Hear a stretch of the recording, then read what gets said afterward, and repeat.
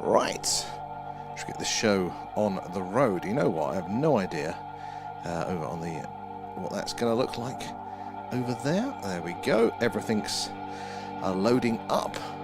Let's get this show on the road. Sadly, the clouds tonight are quite prolific. It's been very miserable here, so we're doing an alien radio signal hunt. If you're on the vertical, that's not looking good. Why is that taking that one there? God, technology these days. Very, very interesting there. So yes, if you're just joining us, we're doing a live alien radio signal hunt where we are searching what's called the hydrogen line, the channel on the radio dial where scientists theorize that if ET is out there, this is where they'd put the message. Hello, is anybody else out there? Blue Nose, how are you doing there? Phrase is in as well. Thank you, Phrase, there for the gifts as well. Was going to do gaming tonight, but it wasn't working. So I thought we'll just do this one instead. There, Paul as well. How are you doing? And Kenny is in as well over on the tubes. How are you guys doing? Thank you for signing up there for members as well. It's really, really appreciated, and it does go back into the stream. You'll be able to join us for our next live deep dive. So it won't be this coming Friday, but it'll be the Friday after there. We'll do that one for you guys over on the tube, so you can join in there. Rio is in as well. Carl is in, and GWAC already, guys, there. And thank you, Carl, as well. GWAC and Blue Nose for the gifts. Marcus too. How are you doing, guys? Thank you again. Very, very kind. All goes back into the stream there. Dan is in. Good to see you. So yeah, the clouds, they're not playing ball tonight for us. But we should have a few interesting stars in range of our dish soon. So we're going to be searching for those potential alien radio signals tonight. They're coming in from deep amongst the stars, like the WOW signal there, or if you've seen the film Contact, or maybe The Arrival with Charlie Sheen, that's another one, or the Apple TV series Pluribus there. We're doing that sort of thing. We're listening out, hoping to hear an anomalous radio signal. Now, they are quite rare, but they are not impossible, and as our technology improves as a species, we are getting more and more of these anomalous signals. Hopefully, as the Earth rotates there, a dish is going to sweep across the night sky, passing over various stars. Hopefully one of those is going to have a civilization on it that is sending us a signal, because it is right place and also right time there.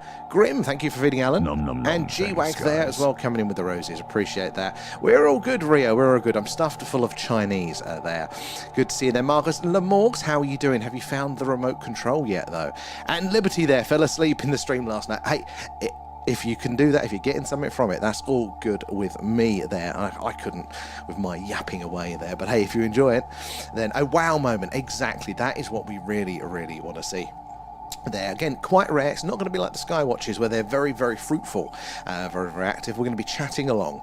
You know, you've seen it in the scenes in the TV shows there, or in the films, where they're all in the radio control room there, aren't they? They're chucking the old crumpled up paper into their waste paper baskets there, and then all of a sudden the sound comes through and they drop everything there and they call their friends up all excited. It's kind of like that moment. We're going to chat away tonight there about the phenomena, about your experiences, what's going on in the latest news, about how this all works. But then if we get lucky, these charts here, these meters should start to show a nice spike. Very simply, we want that red line to look roughly like the green line. But these are the charts, and you can see that is technically the same one, but it is displayed very, very differently. This is dynamic.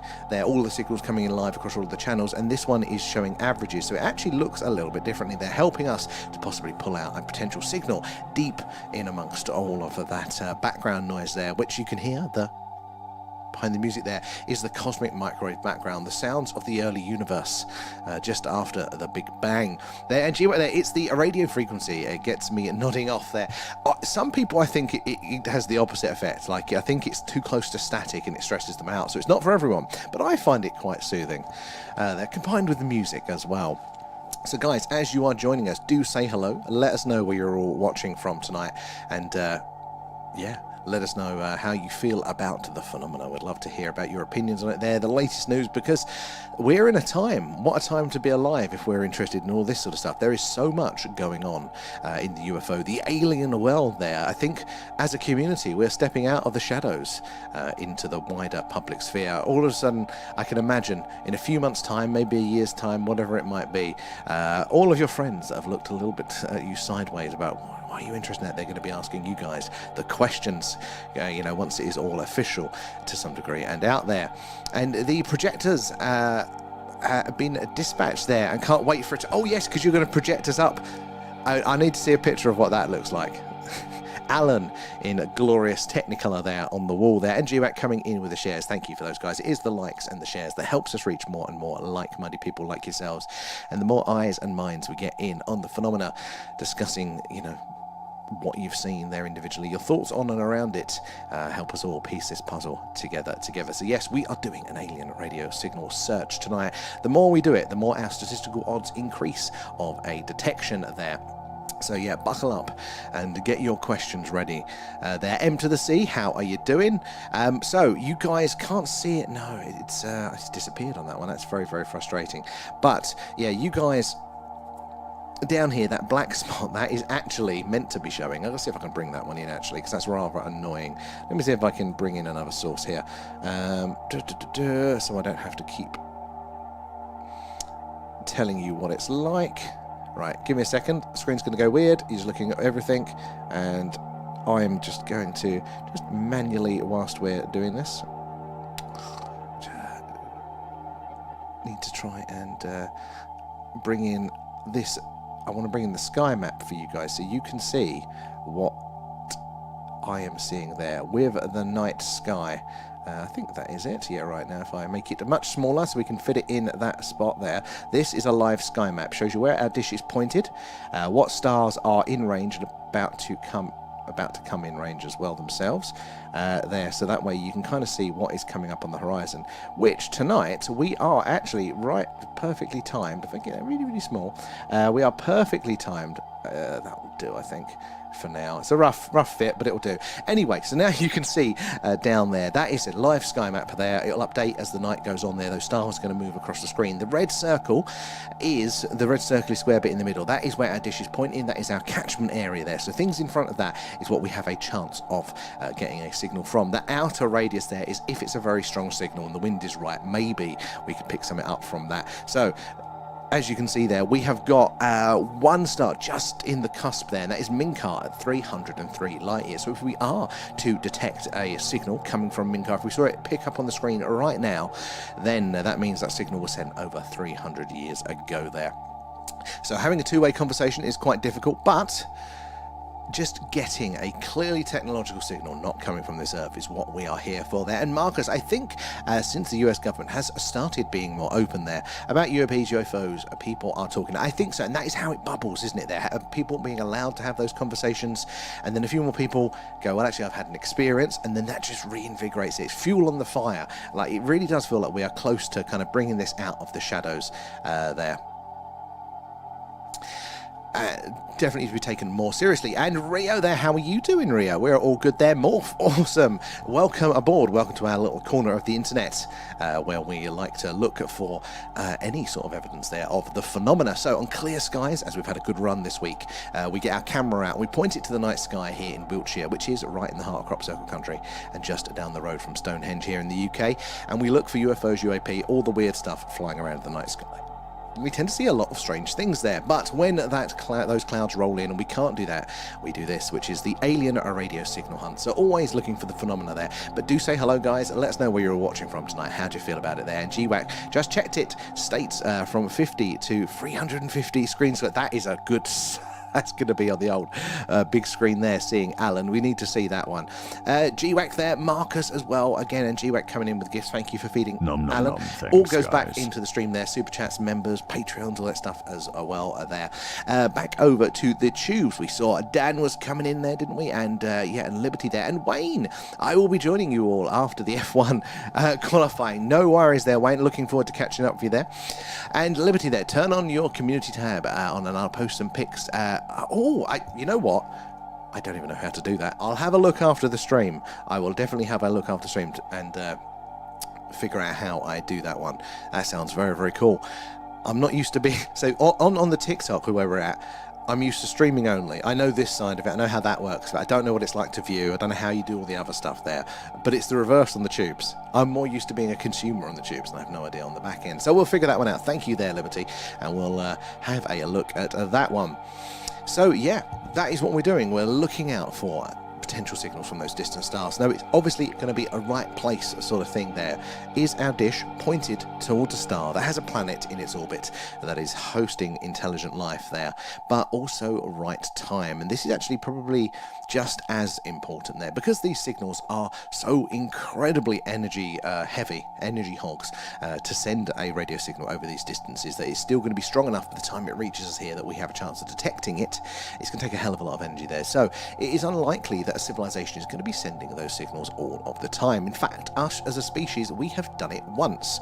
We did it in the early 1970s, saying, hey, we're humans, we're on the third planet from our star, carbon-based life form, blah, blah, blah, there. But we sent it once there. And now science wants, quite reasonably, to be able to confirm any potential signals coming in. So we've had lots of anomalous signals, like the WOW signal, and many, many more there, but we haven't been able to confirm that any of them are 100% alien. We haven't been able to prove that they are man-made. In fact, they look quite anomalous.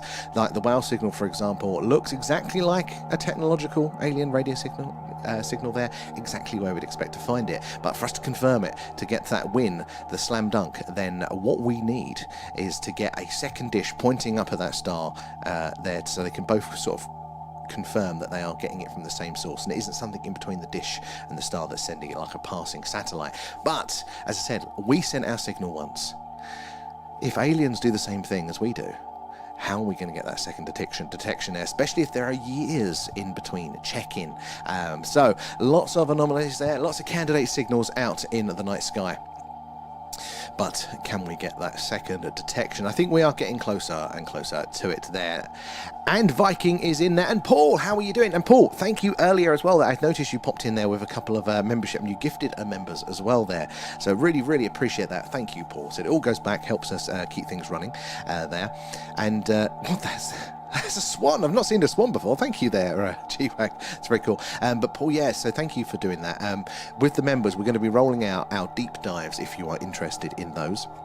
So every other week. We just did one on Friday, and it's normally on the Patreon, but we're going to be doing it Patreon and on YouTube members now. There's a few of you over there, and yeah, you'll be able to tune in live for us really going through a document or a sort of a whistleblower's account there related to the phenomena, because it's like the private groups, we can really get into the details. We don't have to keep introducing what we're doing there. So you're very welcome, if that is your cup of tea, to join us over there. So it won't be this Friday, it should be the following one there. I haven't decided what we're doing, what we're looking into yet, but we have some very interesting ones in the bag, I think, ready to go at some point soon there. So appreciate that one, Paul. Thank you again for that.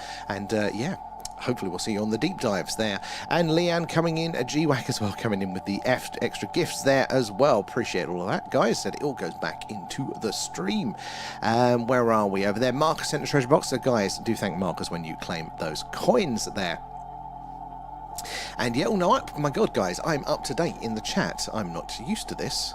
But yeah, we have got one closer by star in range tonight. We're about to have another 3. So we've actually picked a pretty good time to do this one, because yeah, we're going to have some close by stars in range very, very soon. So why do close by stars matter? Well, we have a statistical increase of detecting a signal from a close-up by star, because there is less distance for that signal to travel, therefore it doesn't have to be as strong. So a wider range of signals are going to be possible for us to potentially detect. Now, on these sort of space scales, now space is very, very large. It's hard to wrap our head around sometimes. There we go. Ginar has just come in range there. So it's Minkar and Ginar there have come in range. But the scales are trying to get your head around what these sizes look like. Our closest stellar neighbour there, Proxima Centauri, is about 4.2 light years away. That is our next door neighbours, the house one along from us. These stars here, so Minkar is 303 light years. And Ginar is 165 light years. So a little bit further than next door, but still in the same town. Not too far indeed.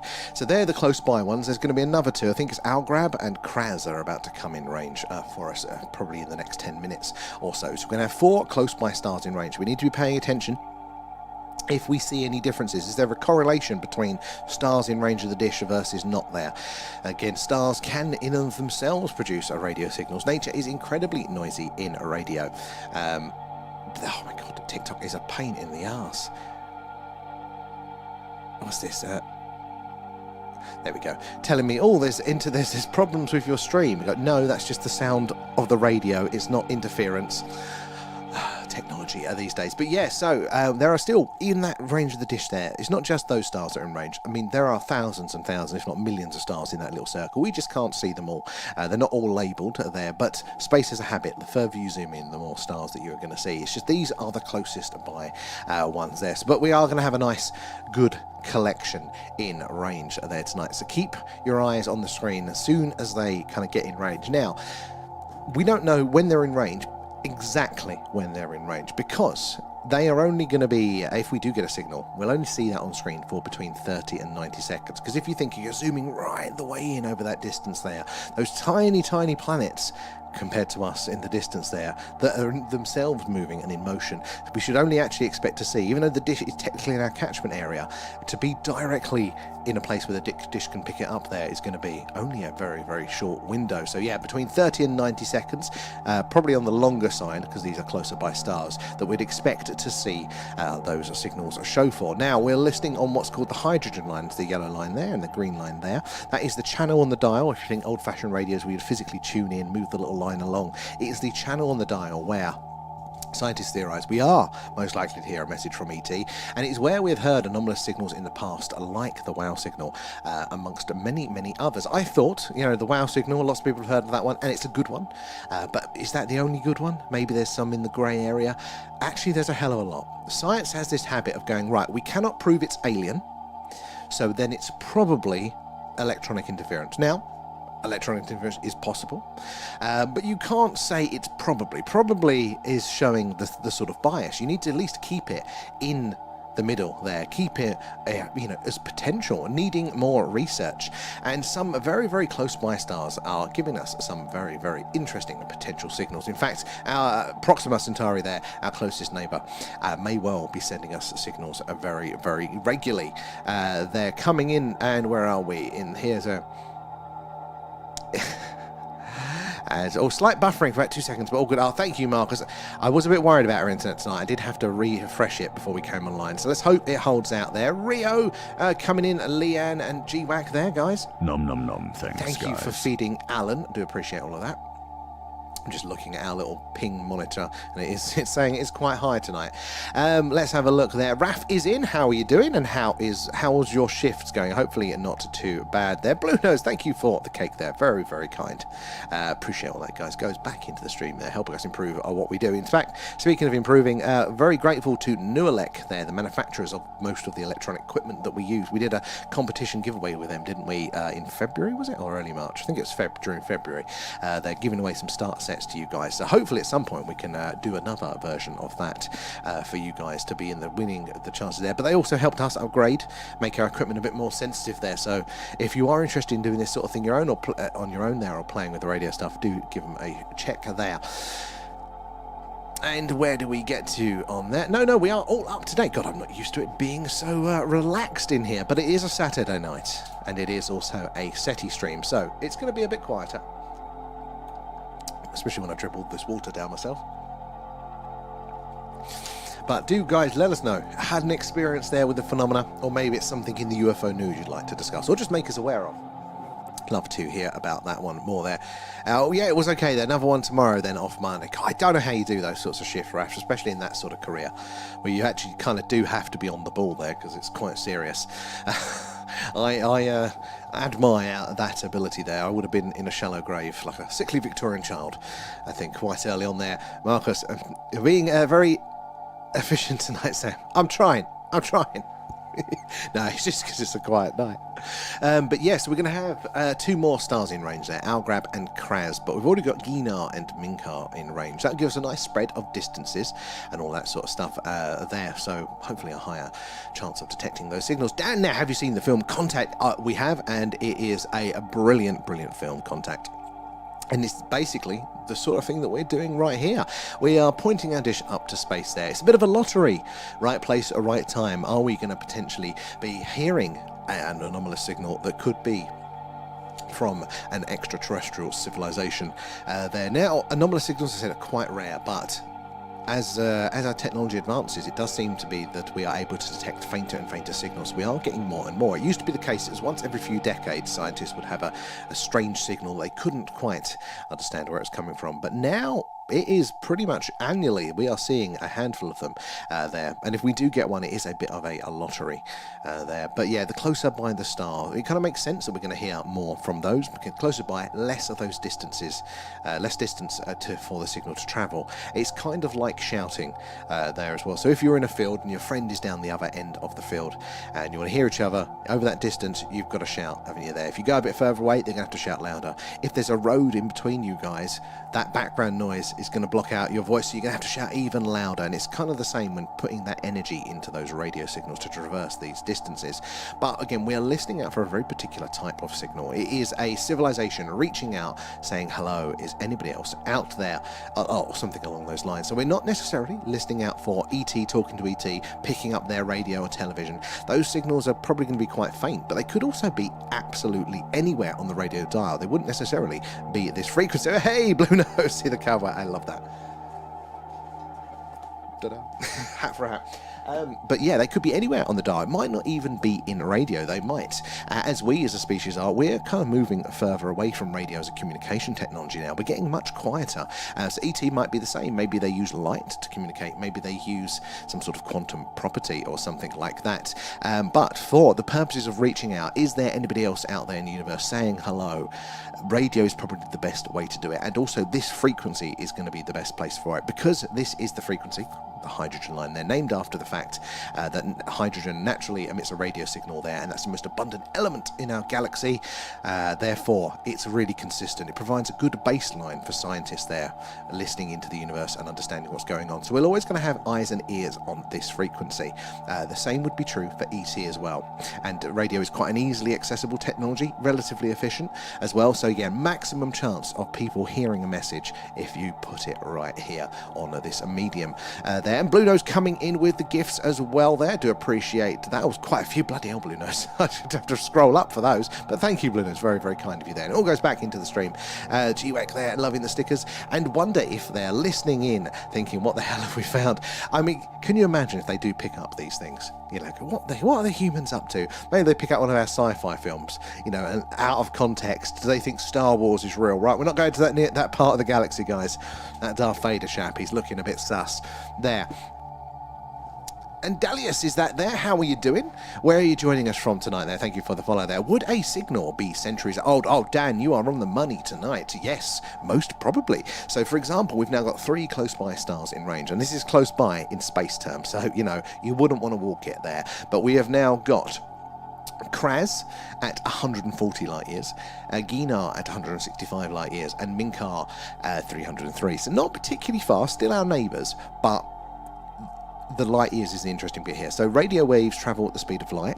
So a light year is the distance that light or radio wave there will travel in one of our Earth years. So 140 light years, our closest one here, Kraz. If we were to see a signal right now on the screen to just pop up here, and it was from that star or a planet around that star, it would have taken 140 years for that signal to reach us here. And if we wanted to say hello back, not that we've got the transmitting power to do that, but if we did, it'd be another 140 there. So it's a 280-year conversation of hello, you know, very, very difficult. But it doesn't mean it's not interesting.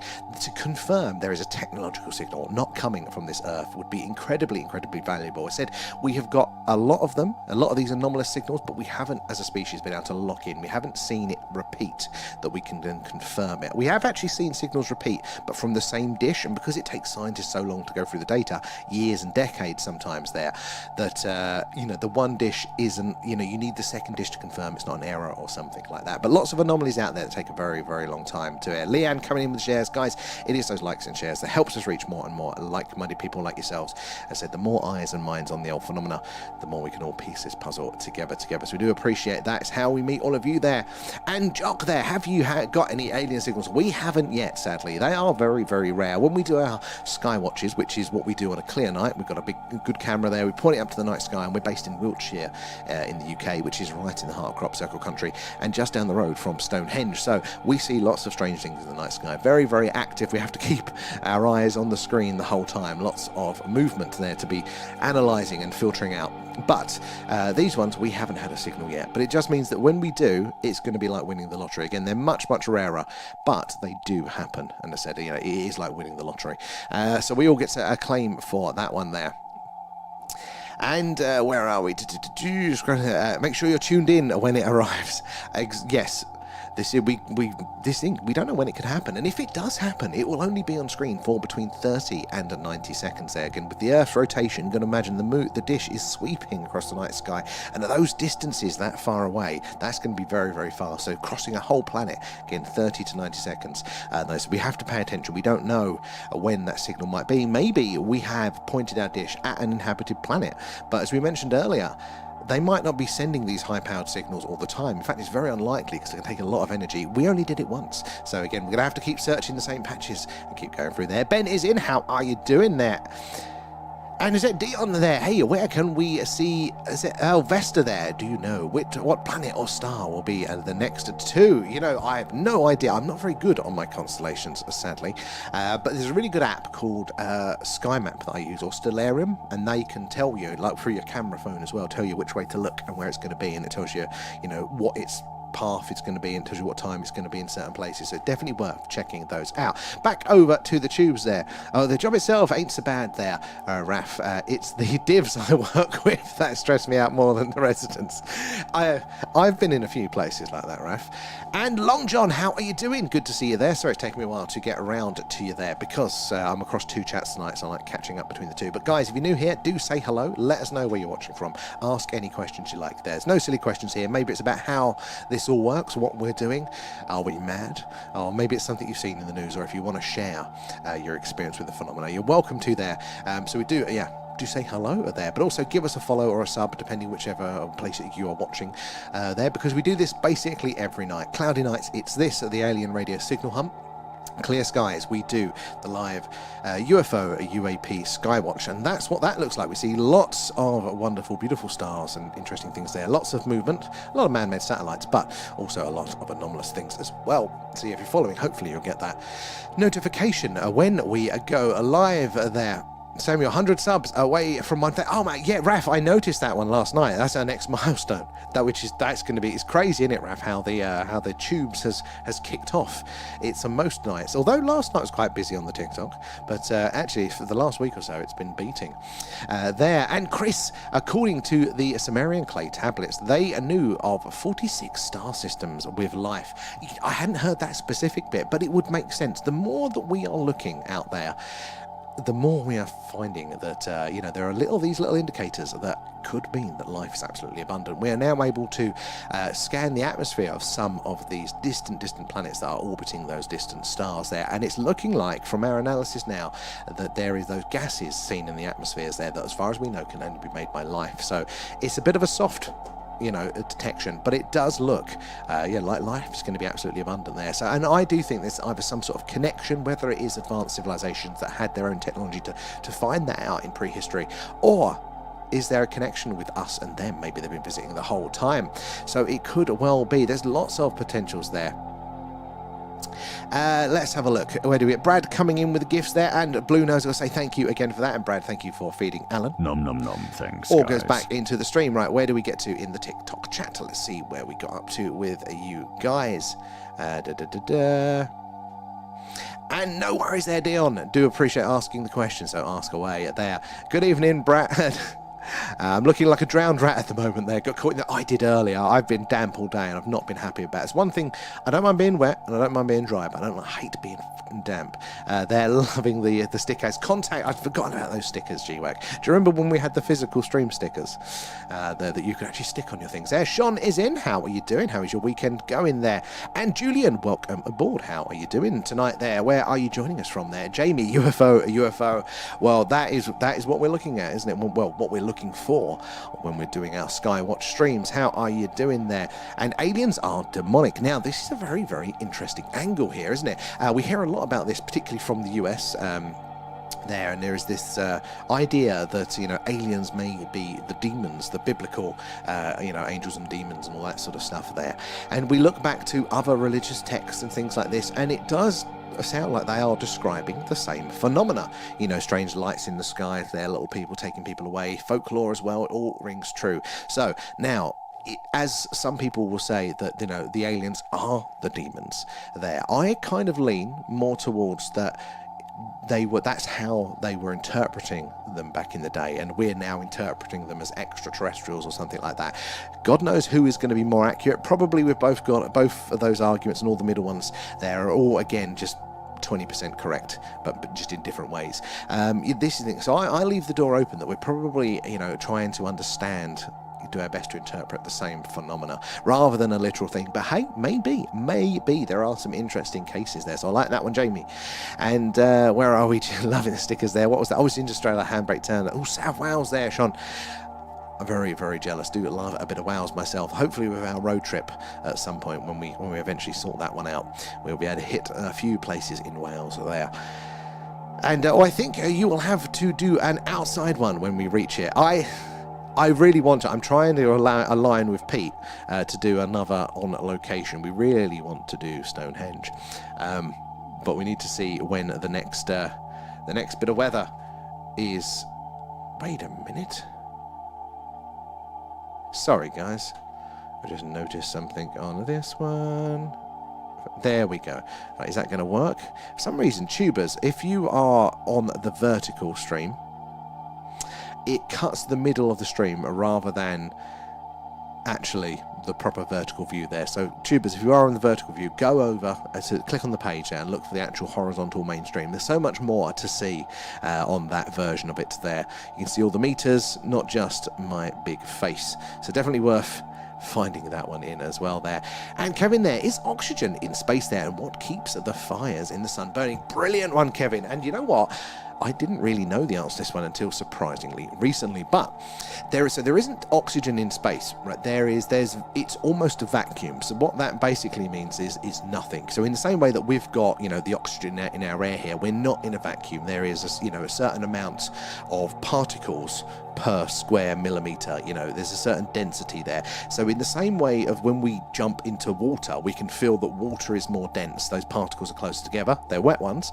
They are, but out of water, we don't notice it as much there, because there's a lot less. But in space, it's like the equivalent again. So coming from space into the Earth's atmosphere is like us jumping into water. So up there, it's a very, very, very near vacuum. Not quite a full vacuum as they thought, but it is a very, very near vacuum. So there's no oxygen up there, or really any gases, which causes a lot of problems, why we need the spacesuits and things. But how do those stars keep burning away without the oxygen? So what is actually happening with those is they're essentially big nuclear fusion reactions. So it's not like a traditional fire in the senses that we would see on Earth. They do need fuel and they need oxygen and things like that to burn. But what's happening is that those stars they're so big and so massive, which is technically a different thing. It's not just size. That's again its density. There is that they're so big that creates such a strong gravitational pull that it basically squeezes all of the gases into the ball shape. But it's so tightly packed that when it gets to a certain pressure, basically, again, this is a very rough explanation here, it causes a fusion reaction. So it's actually a big nuclear fusion reaction in the sky, and that is what we're seeing in those different stars there. They've all got different elements that they're made up of, different fuels in there. Sometimes it's a mix, sometimes, like the earlier stars are very simple ones, I think probably just like hydrogen there, and then when they went supernova they created heavier metals, allowed for more complex things to exist in the universe. But yeah, they're big fusion reactions. It's just under the sheer gravitational force, squeezing it all down is creating all of that pressure and therefore that fusion reaction in the sky. So it's a brilliant question there, Sean. They are just trying to please the religious community. It could be an angle of this. It could be. I do think some people genuinely believe it, but I do find it really interesting when you do look back to those older religious texts. There even cave paintings and stuff like that. Like if you take off all of that human interpretation, like, this is God. Go, no, what did you actually see? Well, what's the description there? Well, it was a being of light. There was this craft in the sky, and Jeff disappeared for 3 days and come back with a headache. It all sounds very, very similar. I think there was a Saint Francis of Assisi had what we would now call a UFO experience. He thought it was as a religious experience, saw an angel, but this big light thing came down. He witnessed it. Somebody else. He got very close to it, and then appeared to die very recently afterwards from from what appears to be radiation poisoning or something like that, so again, we can only do our best as humans of when we're trying to understand something. We have to filter it through what we know. We can't necessarily see or even really perceive or understand something out there unless we can tie it to something. So I think that's what's gone on along there, and it's a very good one there, Sean. And Galloway Park is the darkest part. Is that really? That is very interesting. I wonder what the difference in range is there. We've got a dark sky reserve down the road from here, so we do want to do that one at some point. And Sean, if they are demons, are they trying to say they are like the... Oh, was that Cenobites there? Oh, I don't know. What I hear is that some people do think they are like literal demons. They're not extraterrestrials or anything. Some people do think that they are like the literal biblical demons, which again I think is probably around the wrong way there. A headache and a limp, exactly. I mean, there's the effects of hanging out with Alan there. And gee, right there, as Danny Dyer says, it's got this massive... It has. I actually did start to watch the Danny Dyer UFO documentary there. So it's from Hellraiser. But you know what? I haven't seen Hellraiser. I know of it, but I will get roasted for the lack of films that I have seen there. Raf there, I think you do the outside one. And Paul there, I believe they're both angels and demons, and evidence shows that they have been here for thousands of years. Now, they've definitely been here for thousands of years, and the angels and demons is a really interesting twist, because something that a recent study was that basically, if a civilization is advanced enough to have warp drive technology, well, that is essentially, it requires a lot of energy there, which is, it's a weapon. Same as nuclear reaction technology creates energy, it also can be a bomb. Energy can be used both ways, for good or bad. So if you've got warp drive there, you've got a lot of energy that is easily accessible there. Your culture will either have to be so rigid and so strict and so homogenized, everybody thinking the same thing, and therefore nobody's going to have any arguments, and so therefore they won't use that against each other. Or you've got to be so fragmented and so individual there that any mistakes you make, or if you take out your friend, it's not going to knock on to and collapse your whole society. And that they were basically making the point that angels and demons there, the ones that are all following God's rule and blah blah blah, and the ones that were the opposite of that there, it was another parallel of that. So I thought that was a really interesting connection there. But you're right, they've been, this phenomena, whatever we interpret it as there, whatever layer it is, and it does change, that interpretation does change throughout times. But the phenomena, you go back to cave paintings that look like they're painting the greys there. Throughout time, it's that human cultural lens. What do we understand and believe at the time? And then we're seeing a kind of a version of that. It's probably the same thing, but we're just describing it differently. And Camry there, good evening, I hope you're all well there. The cloud and drizzle is on the Lynn Peninsula. Oh my god, complaining how damp I was today. Absolutely miserable weather. Hopefully it won't last as long as the weather's saying, so we can get back to doing some sky watches there. But guys, if you're joining us, we're doing a live alien radio signal hunt tonight there. We're searching what's called the hydrogen line. That is the channels on the radio dial here that scientists theorise that if ET is out there, this is where they'd put the message, hello, is anybody else out there? It's where we heard the WOW signal and many other anomalous radio signals there in the past. So yeah, join us as we're listening out, hoping to hear a message from ET there. But yeah, make sure you're following, subscribed, whatever it is, wherever you are, because we do this basically every night. Cloudy night, it's this. We're listening out for those signals. Clear night, we do a UFO, UAP, skywatch, and that's what that looks like. We're based right in the heart of crop circle country here in Wiltshire, so very, very strange and anomalous skies. Lots of things are seen there. And Nick there, how are we doing, big man? Good to see you there. Sorry for not joining for a while there. Life of a chef. No worries, Nick. You never have to apologise. Great to see you, but you don't have to worry about that. Like, sometimes life gets busy, but also sometimes life has a better offer, and sometimes you might want to just do something else of an evening. So that is always cool with us. You're welcome back whenever suits you guys there as well. But it's always good to see you all there. They are the interdimensional demons. So interesting. Okay, we're bringing dimensionality into this, and you know what? That could account for a lot of the phenomena. We estimate that there are many more dimensions in this universe than we perceive here. And this is the thing. It's not like that we don't see it. We can't perceive them. We wouldn't know them if they're in front of our face. We are just not built to interact in those dimensions, and so therefore we can't even have a mental image of what it would look like. It's crazy, but science does feel there are many other dimensions available, and that is, it's not necessarily like a little pocket universe, how Hollywood describes a dimension. It's the same place here, but it's another way to interact with it there. So it's, the dimensions that we operate in are forward and backwards, left and right, and up and down there. They're the free spatial dimensions. So imagine if there was a fourth one. Again, we can't conceive of it, but rather than just up, down, left, right, there's over there as well, and over there. It's the same space, but a different way that you can interact with it there. But also you've got the temporal dimensions there. So time, we experience it in one direction there. But why wouldn't time also go in the other way? It doesn't break any equations there. And Nick there, angels guide me when out on the bike there, and demons live in my head there, causing the trouble. That can definitely relate to that one there.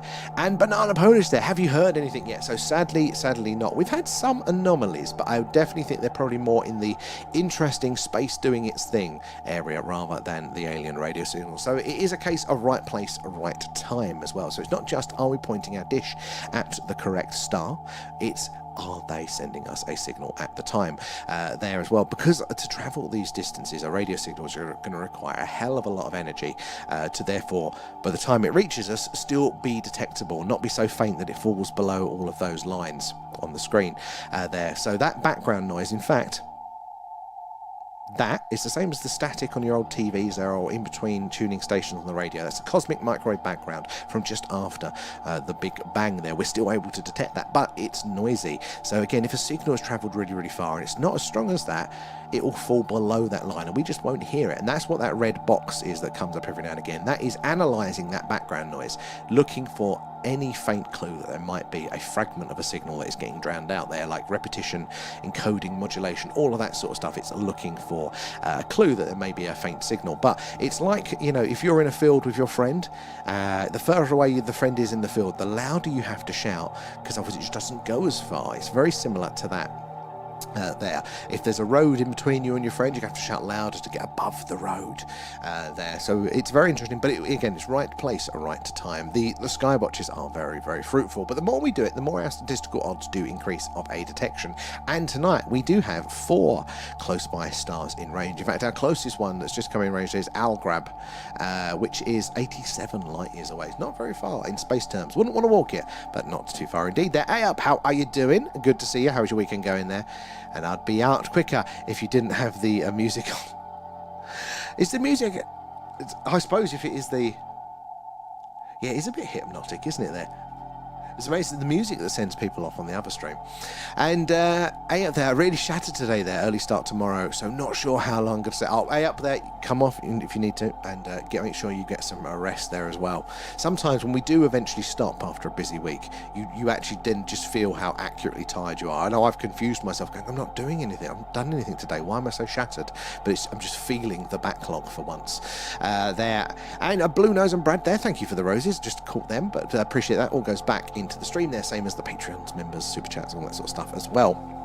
Improving what we're doing, hopefully increasing our odds of detection there. I still think it's crazy that we can still hear the CMB.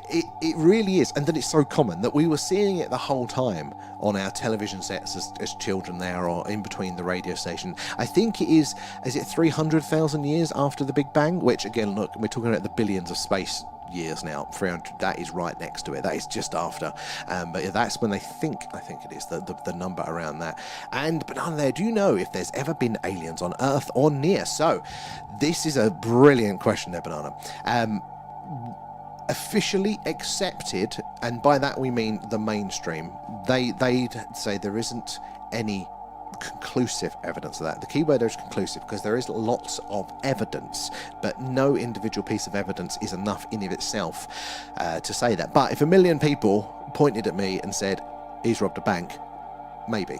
There's a lot of things that we can look to. I mean, we can look to our history. So we mentioned this earlier, but like culture, religion, they all talk about this very weird phenomena. It does seem to be the foundation of most of it there. But whatever people have interpreted this stuff as religious or folkloric, maybe it was the fairies, or maybe it was an angel coming down. On modern day times, we go, oh, it's a UFO. Whatever that thing is, we have seen it for a very long time. So that points a clue. There's little changes in our history there, little things things that go, wait a minute, maybe. But officially, they haven't pushed it over the line. But we do feel that we are quite close to getting that accepted. So I lean very, very strongly that we have there. I think it's very plausible as well. But it's just getting it into the mainstream attention there, to get enough eyes on it to push it over the line. It's a very good question there, Banana. And I found a YouTube channel with the frequency on that helps. Excellent there, GWAC. Hey, if it works, I might need to try that myself there. And Banana, Area 51. So Area 51 is a real place. It is officially recognized these days, and it is a secret, aircraft test facility. So it's an airfield and some hangars out in the middle of the desert in the test ranges of Nevada. We know that like the U-2 spy plane and various others were developed there. They can fly the things, park them. Nobody's going to see that. None of the spies are going to see the future American technology. If you had a crashed flying saucer, where would you put it? You'd put it at your secret test flight facility, wouldn't you, in the middle of the desert, away from prying eyes, but also all of the facilities and engineering there needed for a project like that. So it makes a lot of plausible sense. Now, are the craft there still there now, or maybe they have moved them on? I think one day there will be a gift shop and a tour of S4 Area 51 where they reportedly keep the craft there. They say there were aliens were there. They do, and sometimes this rumor is there's something to it, and it always makes me laugh. If you're of my generation, if you ever said anything about Kurt Cobain there, the former lead singer of Nirvana, the second line out of your mouth was Courtney Love shot him. It was Courtney Love that did it. It wasn't self-inflicted, it was Courtney Love. That was what the joke was there. No, officially, that wasn't the case. The medical report was it was self-inflicted, how that happened there. But it turns out now, they hasn't gone to court yet, but there's a hell of a lot of evidence that is pointing that way. It's all covered up, it's missing, people are coming forward now. I've looked into this in the wonders of the internet now, deep diving sleuths, and you know what? There was fire to that smoke. It really does look like it there. Be careful with the liability, it's not been proven, but it does look very, very compelling that, the rumours had some truth to them. And the same with the JFK stuff as well.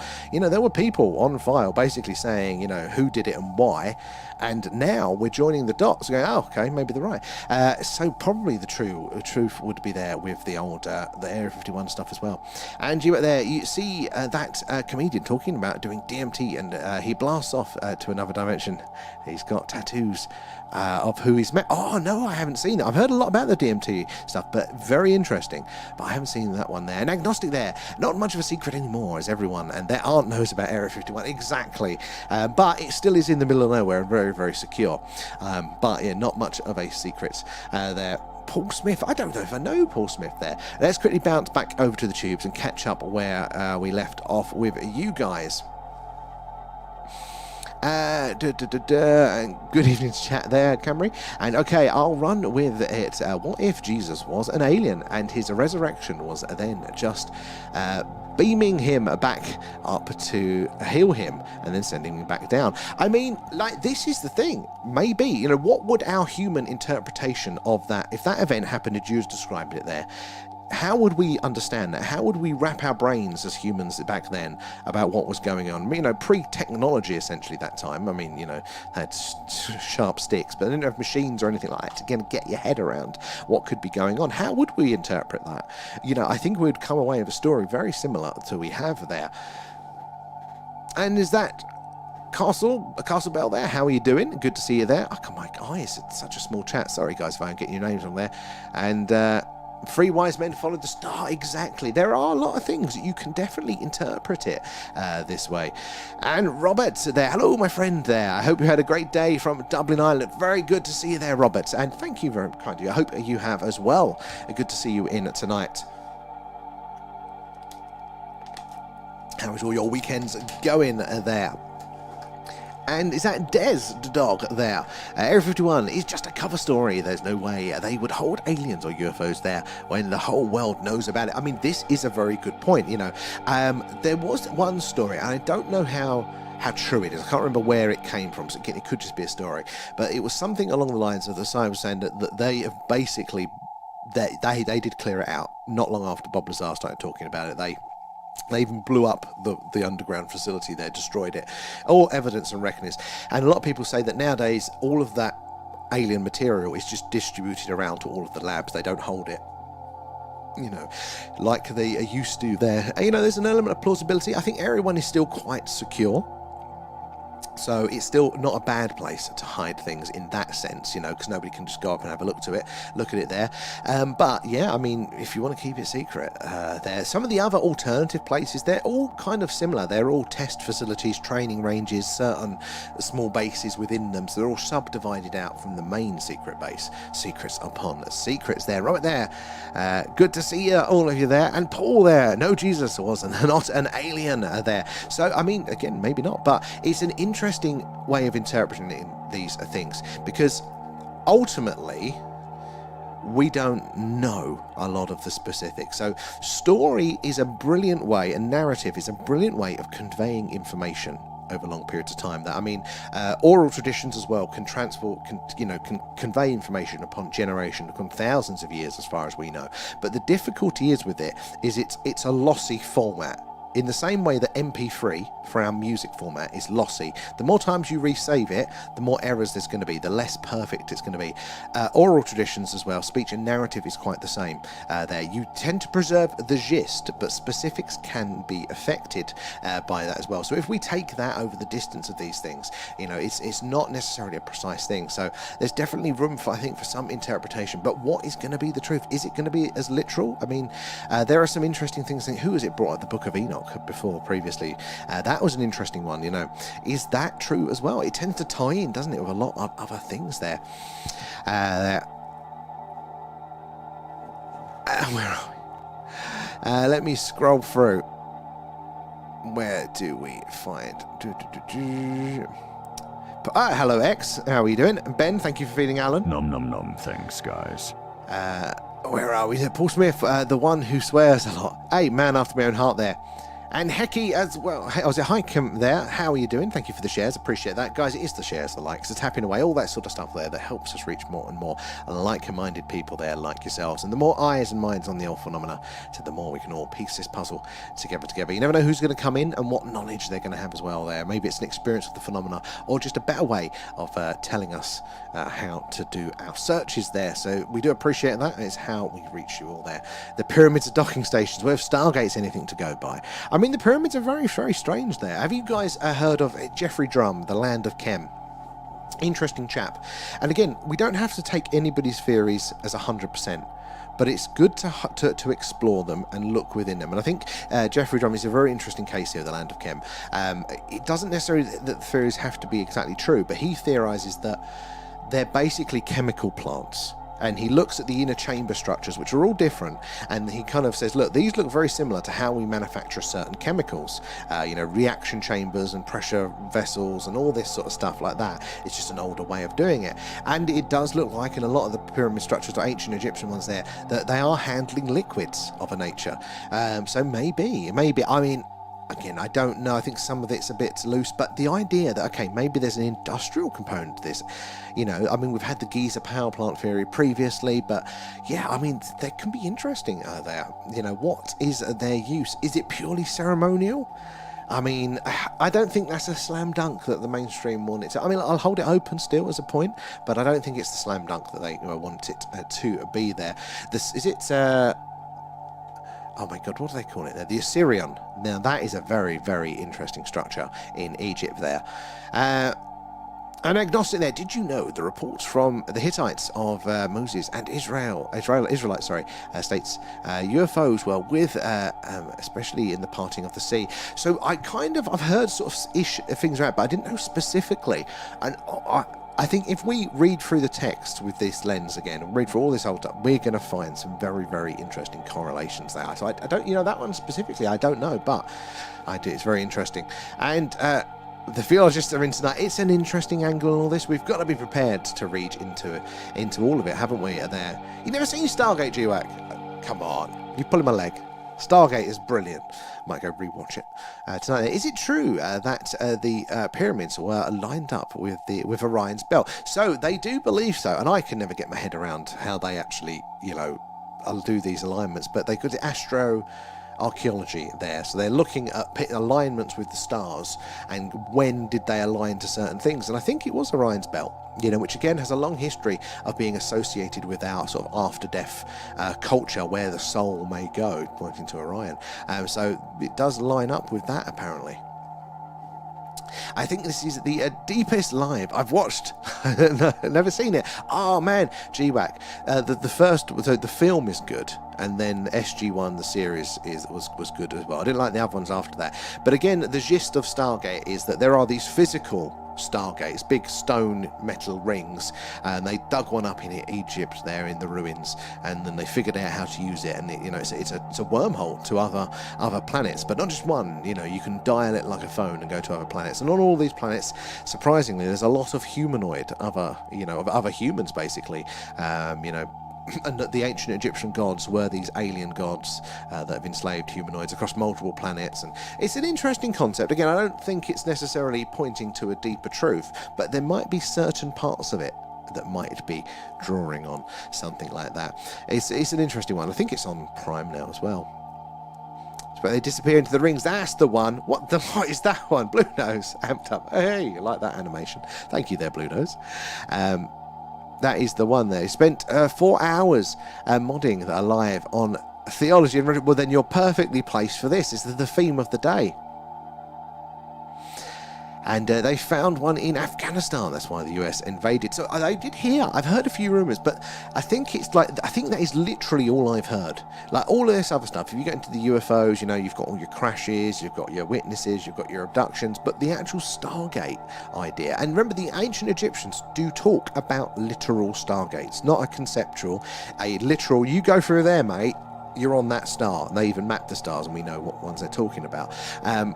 But we literally, the only sort of on the rumour vine I've heard of is there was something to do with the Iraq and Afghanistan sort of invasion there. They maybe found something then, but also this recent one at the Hawara Labyrinth, that there is a big metal object underground there that they don't know what it is.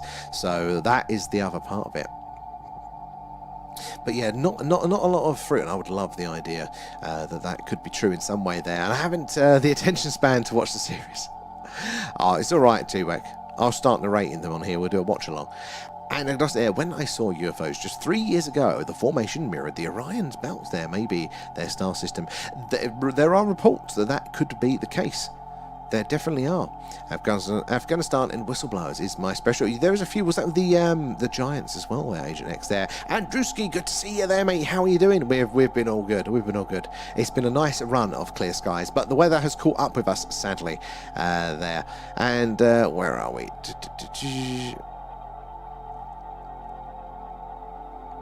What are you on about there?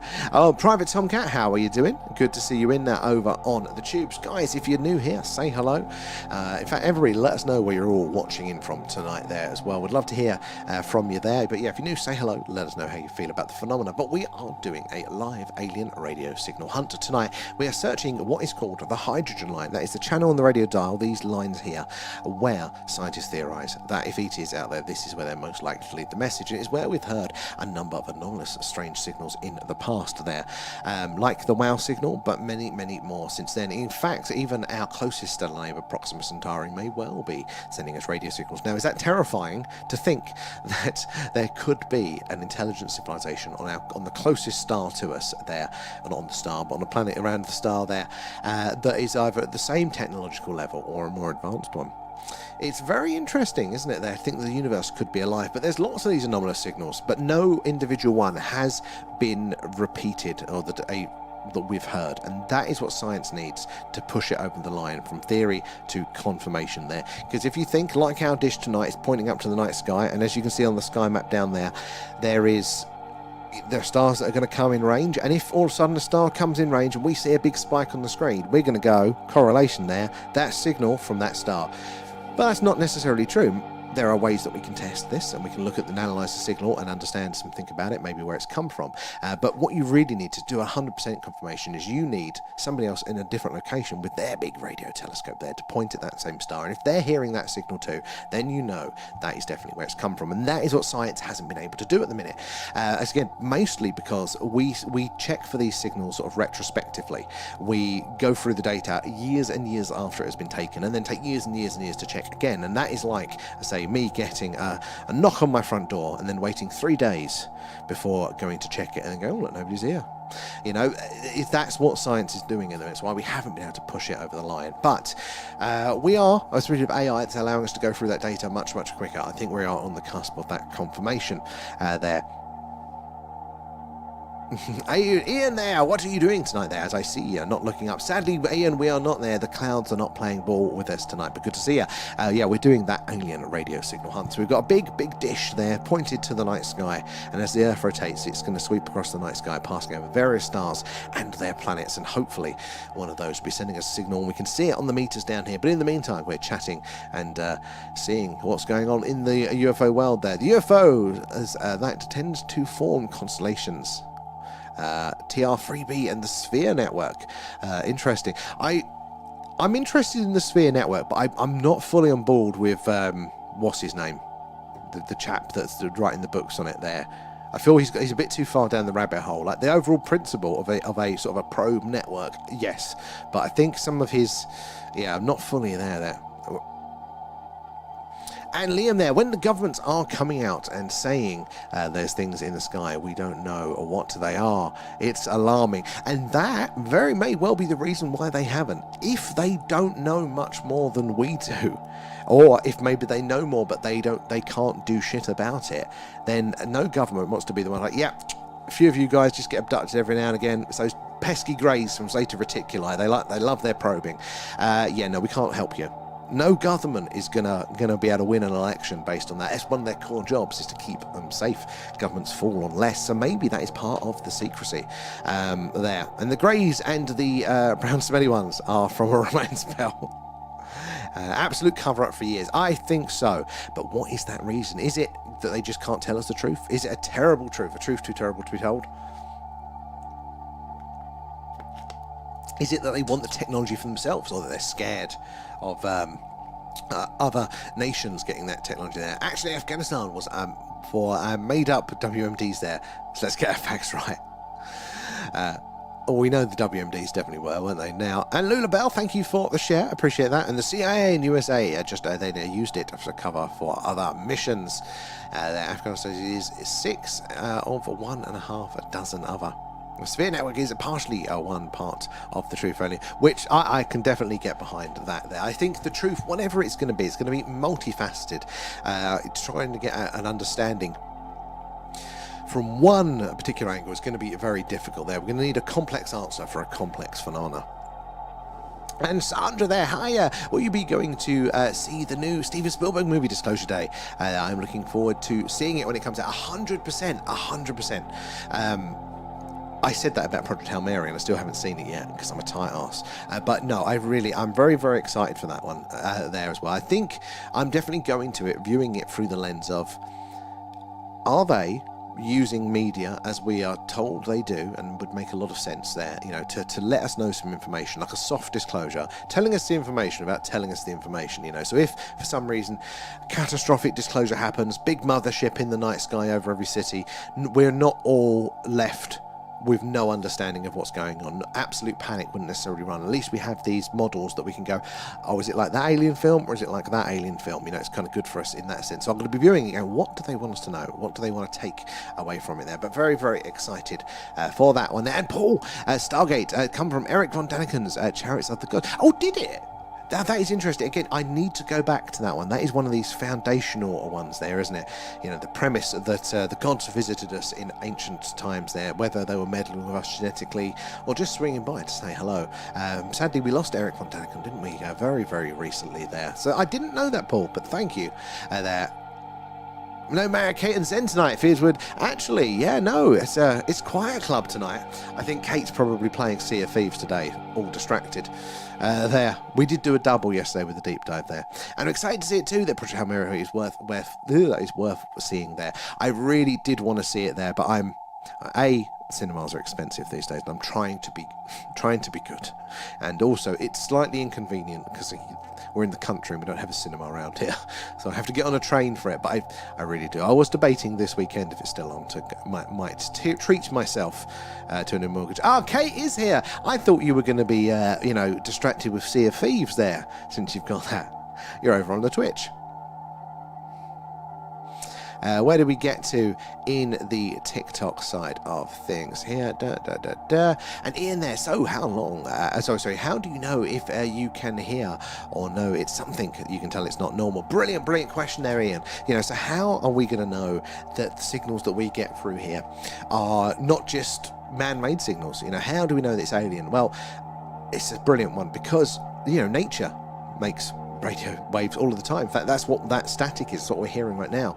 Nature is very noisy in radio. We think of it as a technology, but we've harnessed it technologically, but it is a natural property. So we've got nature to contend with, then we've got all of those man-made satellites, and if you've been in on one of our skywatchers, there are a hell of a lot of those there, but also electronic interference and other things like that. There was a time, I think it was the Green Bank radio telescope, they went, oh my god, we've got this brilliant signal, and it turned out it was somebody on their lunch microwaving a Rustler burger. The microwave was unshielded and it was putting in electronic interference into the dish indirectly there, and it was just giving this spike that just looked like the perfect signal. You have to be careful, but luckily radio does tell you a lot about itself there. So one of the first things that we can do is, that we're searching on this line here, which is 1.420 there, it's the hydrogen line, and that is one of the few places on the radio dial that is protected. It's for listening only, because it's so useful for radio astronomers there.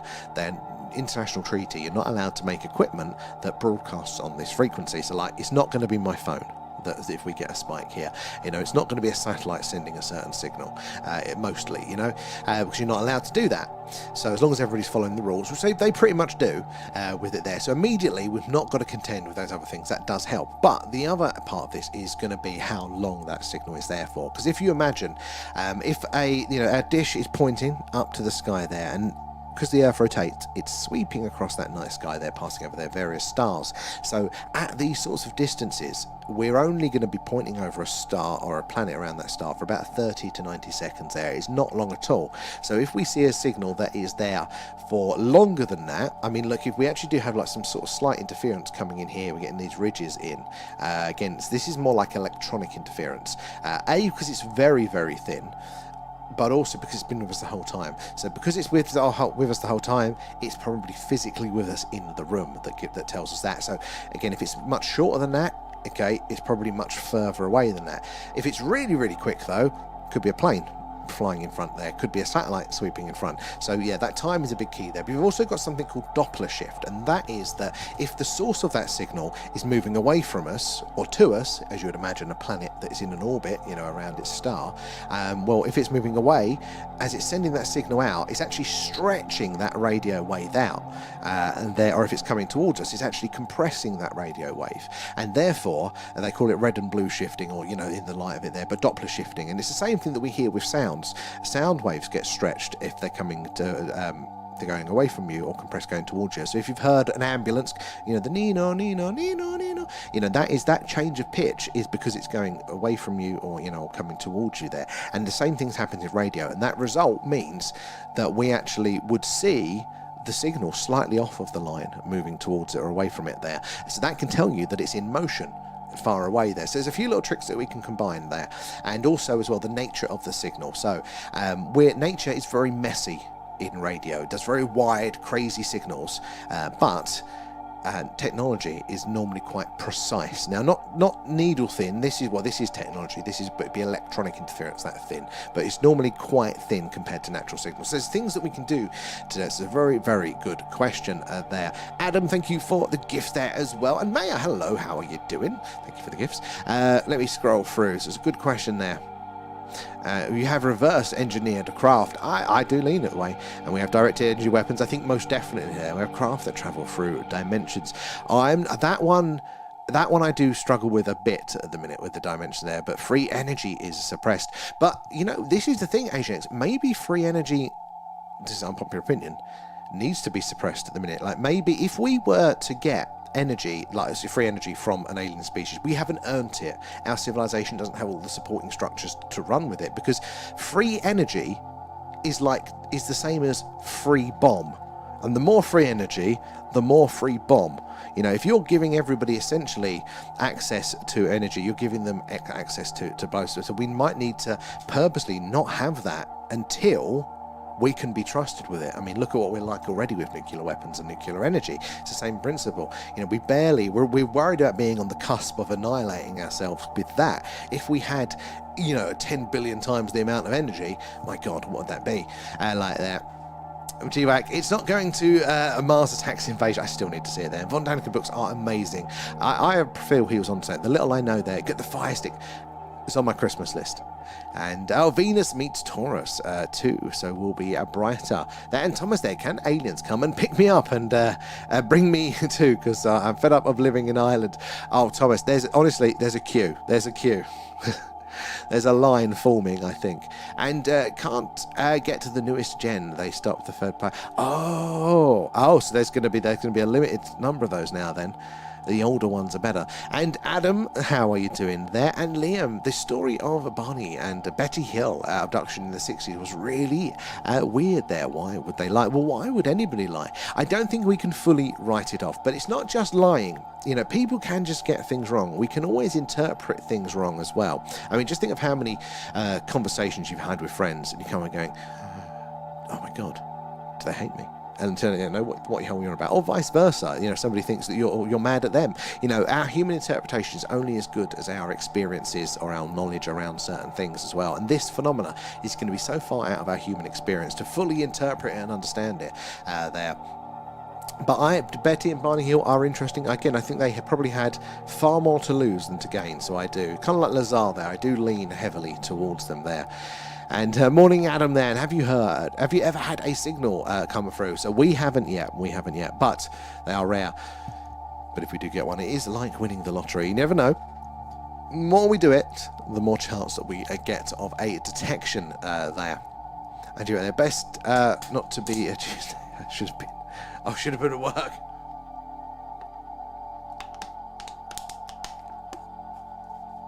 And add 100 comments. Well done. Honestly, it surprises me how long some of you guys have been with us there, sharing and stuff. It's a very long time, and together, exactly, Maya there. And Paul's car, how are you doing? Good to see you in. Right, let's quickly switch back over to the TikTok, see where we're up to. And Shadow there. I'm okay with nuclear. I don't even touch the stuff. I'm okay with nuclear. Again, nuclear is another one that I don't think we give it a fair shout with, things. But it is an interesting principle because, like, society does have to earn itself. And I don't mean, like, arbitrarily do the work, but we have to... So, put it this way, right? I often thought, in the early days of this stream, I thought if I had a handful of people to keep me company, that would be great. You know, like, just keep me company doing the skywatches, that'd be good. But the problem is, I'm human, and, you know, we had a really good summer, and we were doing, like 150 concurrent people in the chat and stuff like that. And the problem is, you always want the number then to go up. You know, you just, for arbitrary reasons, it's kind of how the brain works, growth equals good. But this is the thing.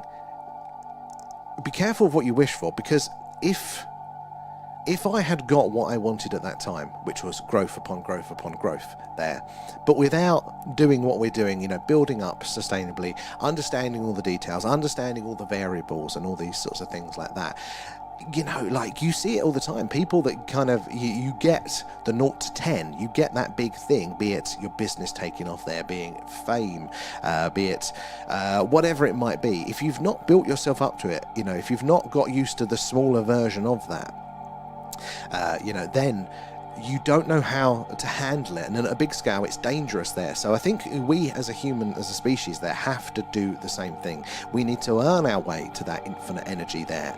Does mean there's going to be a lot more squabbling, because look, infinite energy, lots of good things about that as well, but by its very nature it also means infinite boom. You know, it's the same as nuclear energy. So, yeah, we need to learn, I think, the lessons, I think, from that one as well there. Loving the stickers there, Maya. And Game as well. Thank you for the follow. 300 days, Maya. I know it's coming up, is it? Yeah. Can't believe that already. Nearly at the 4th year for you guys there. And Game as well, yeah. Where are you joining us from there? Thank you for the follow there. And where are we? Over to here as well. And Nanu, how are you doing there? All and Anunnaki, say hello, or say hello back. Good to have you in. Where are you joining us from tonight there? And Kate, sorry, I missed your second one there. Would be, but Hubs has decided I need my own account instead of just using his, so I'm still waiting. But have you got to set up the account, or have you got to get your own separate console? Is he not letting you off on there? Do I need to have Alan to send Alan there to have words with Hubs? And we are a snippet in time there. The less we know of our previous rulers, the better. I mean, well, definitely the idea that, again, maybe we don't know about our past. You know, we have this very simplified understanding of linear development there. We've all seen, you know, the ape to man chart there. Well, they think, you know, within man's development of technology, you know, it's kind of done that hockey stick. But it's much more like a wave. You know, the more we're finding out is that we get a bit of civilization, something bad happens, less civilization, more civilization, less civilization. If the weather's good, crops can grow, we can then put our time into other things. And, you know, how far has that gone before? I mean, look at where we are now and how long our recent technological kick has been. There have been a much longer periods of stability in Earth's history. What could have happened there? Who could have visited us? What could have gone on? And Liberty, I'm on the way to 15k, and it's always chasing the number. It always is, Liberty, isn't it? This is it, and no matter. I tell myself, I know it's going to be the next thing. I know it's going to be the next thing. But you just keep, you know, it still presses those buttons internally. We are always chasing the damn numbers. Although I do have one advantage, which is I get humbled every day at work, because that is what I do for work. I run a podcast network, YouTube, and Twitch, you know, podcast platforms, all that sort of stuff, and all of those guys, their podcasts are like millions of downloads a month, and you know, all they need to do is, like, you know, fart on a camera, and that's like, you know, 40,000 subscribers or something like that. You know, so I come into work on a Monday and I do all my numbers, looking at all the downloads, measuring the network, and I go, oh yeah, well, a few million there, oh, and then keeps me humble. But what I do love is that our community is really tight. You know, like, we have just got such a good two-way community. Like, you know, you could have all the numbers in the world, but you don't get the to and fro that we have. Like, we are incredibly fortunate. It's all down to you guys. That it is really two-way. You guys talk, you share your knowledge, your experience with things. You just don't get that, I don't think, at the larger scales there. So I've actually become a bit nervous of it. You know, initially that's good. Oh, wouldn't it be good if you get that, you know, number go up? That'll be good. But now I'm going, actually, I quite like the size. I do quite like it, because how else, you know, if the chat was twice the size, I mean, I know how busy it gets in the summer. If the chat was twice the size, how would we keep up? I'd end up missing out on everybody's accounts and stories. So, you know, it's never, is it? You know, be careful of what you wish for. It's never particularly straightforward. Let's have a look on the old scrolly. Where are we on TikTok? No, I don't think Zen is in tonight. I haven't seen Zen there. And Fluff there, what do you know about the Black Knight there? I'm still confused about it. So, the Black Knight is this theorized, you know, satellite that could be alien in nature, in orbit around the Earth, or it could be a pre-Diluvian civilization there, so like a pre-flood civilization, you know, so a very long time ago here, but human or similar, that may have put it up there. I feel the Black Knight is more symbolic in the idea that somebody could put that up. Now, there are apparently pictures of the Black Knight. Again, they're contested like everything in this world. Some people say it's not what we think it is, it's a trick of the light, it's a blanket that NASA dropped was one of them. But I think it's very, very likely that there are satellites up there. Maybe the Black Knight itself as a specific one, but if not that, then definitely other satellites of unknown origin. In fact, there are quite a few things up in orbit that we track, but we have no idea what they are or where they come from. And there are also some anomalies in the radio world as well that imply there is something out there that is reflecting our signals back to us. So it's very, very interesting, isn't it? That could be the case. And would we do that? Of course we would. If we had the technology, we would definitely send a probe to a distant star system. In fact, we're talking about doing it now to the old Centauri system. Again, it would probably take us... Well, still take quite a long time, but we're looking at sending really tiny light sails over there. But yeah, we'd put something in orbit around that planet if we could there. And game there, hi, I live quite close there to a Lincolnshire Triangle. A lot of strangeness in the sky. Oh, I've not heard of the Lincolnshire Triangle. Tell us more. What sort of things is going on there? That is brilliant there. Have you seen anything yourself in the skies there? I do love the sound of that one. Might have to add it to our road trip list there. Gonna get off for struggling to keep an eye out. No worries, GWAC. Thank you for joining us as always there. Get some rest and we'll catch up with you tomorrow there. And Ajax there, in fact, if I meet a hybrid, I'll take them to Sam's. No hybrids in the house. There. Not far.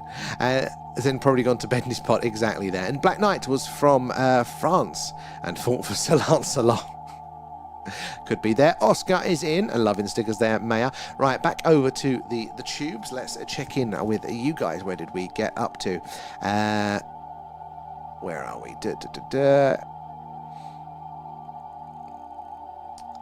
Oh, and Scotland, UFO Central, Tayside and Fife. So it is on our list, somewhere to go, hopefully for our road trip that we're planning. Should be a while away, but doing all the UK UFO hotspots there. I've heard of the Falkirk Triangle and all that sort of stuff. But yeah, I imagine very, very active. Have you seen anything yourself there? You had 3K here in on one of your lives. That is insane, 3K. I think the biggest we did was 600 once, but that is 3K is insane. I like the channel straight away after I found out. Thank you there, Liberty. Do appreciate that one. I have to check out your military aviation one as well, and I often have a few foxes and my dog watching me stumble around my telescope. It's good to have the company. I like that. A little bit of nature there. Curious of what you're doing and what you're up to probably there. And why would gods have satellites there? It's this info. Well, this is the thing, are they gods? It's a possibility, but a lot of people do see the phenomena through that sort of religious lens, as they are the angels and demons. I don't necessarily assume that's the case. I would more likely think that what they were trying to do back then was interpret the phenomena the best way they could, which would be through a religious lens. But not that our version of it is any more accurate there, but we would definitely do it there if there are more advanced civilizations. It doesn't also have to just be gods, does it? There, because if we exist, even if you assume that there is that higher order and the god structure and all that sort of stuff going on, why would we be the only inhabited planet with just other people on it? Surely the gods would have their other planets where there are other things as well. So maybe they're getting to a technological level and visiting and stuff. So it doesn't have to be mutually exclusive, but it is an interesting one. There, I've got about 30 admins there, and I let them run the chat and just read what they say when I can there. Oh, that's very good. See, the problem is, so I did this in the summer whenever we were a few hundred.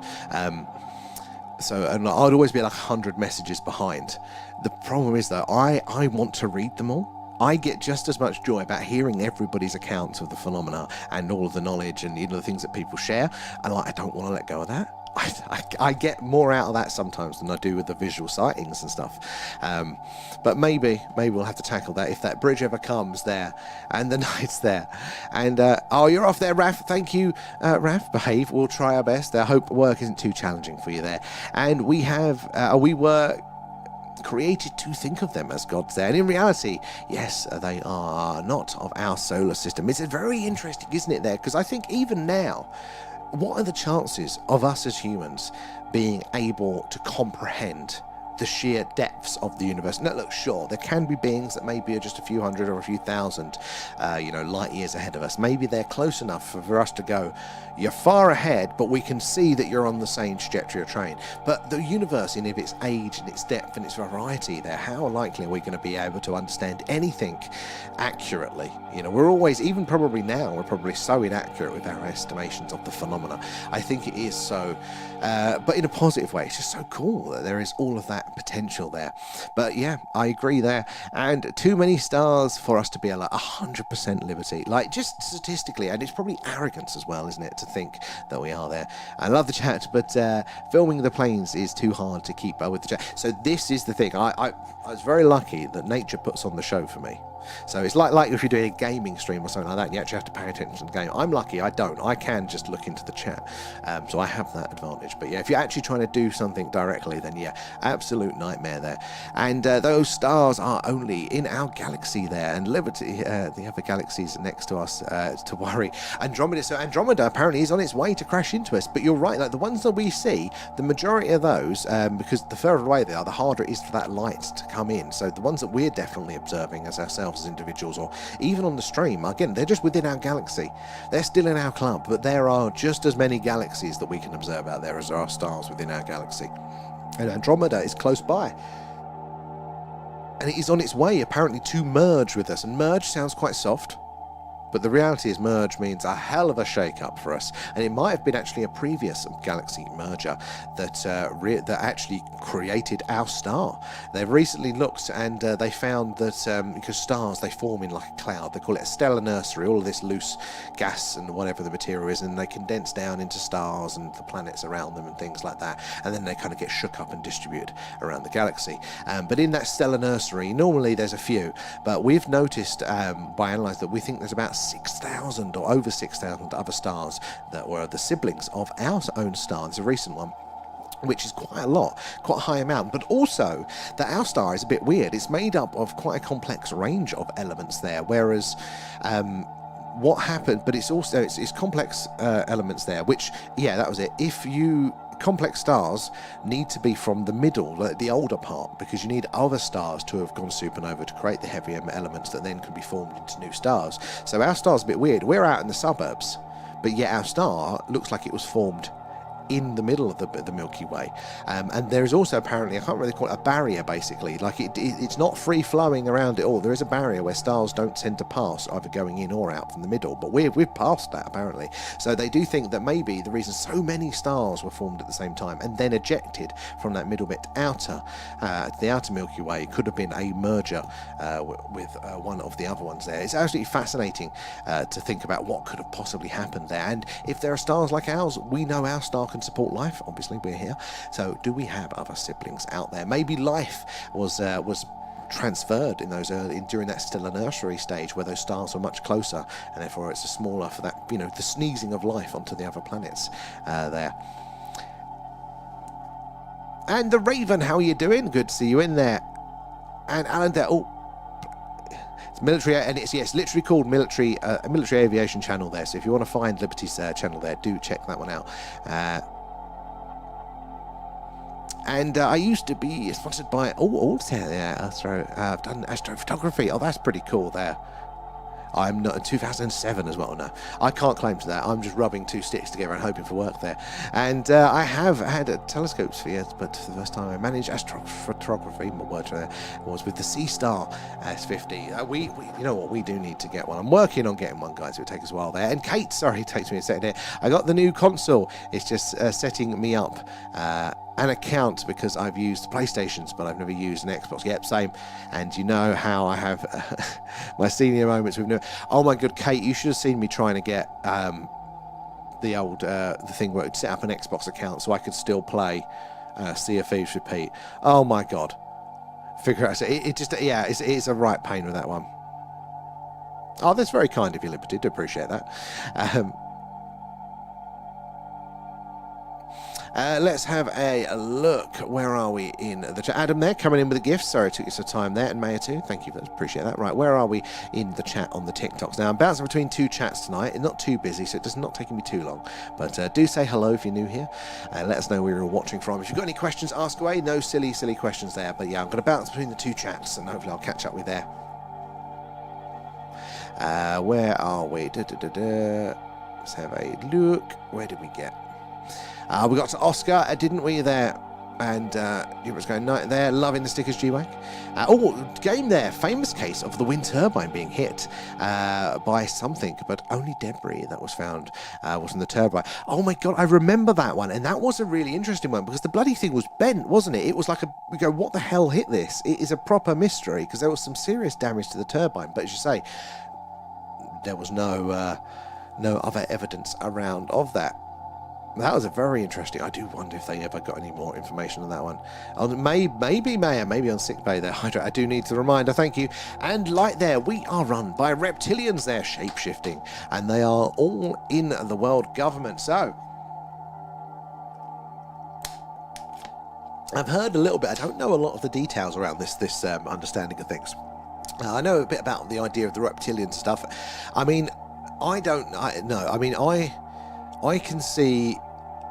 I'd definitely be interested to hear more around it because I think there's some shenanigans afoot. And do we know that there is, sort of the manipulation going on around politics, how the world works? It's not fully as we've seen there, but I think definitely humanity can just be savage enough on its own. We don't necessarily need anybody else to be making our mistakes for us, but you never know. Maybe there is something there. The idea that there could have been an earlier civilization here, maybe reptilian there, that have been concurrently living with us the whole time, and how would they get security if they were more advanced?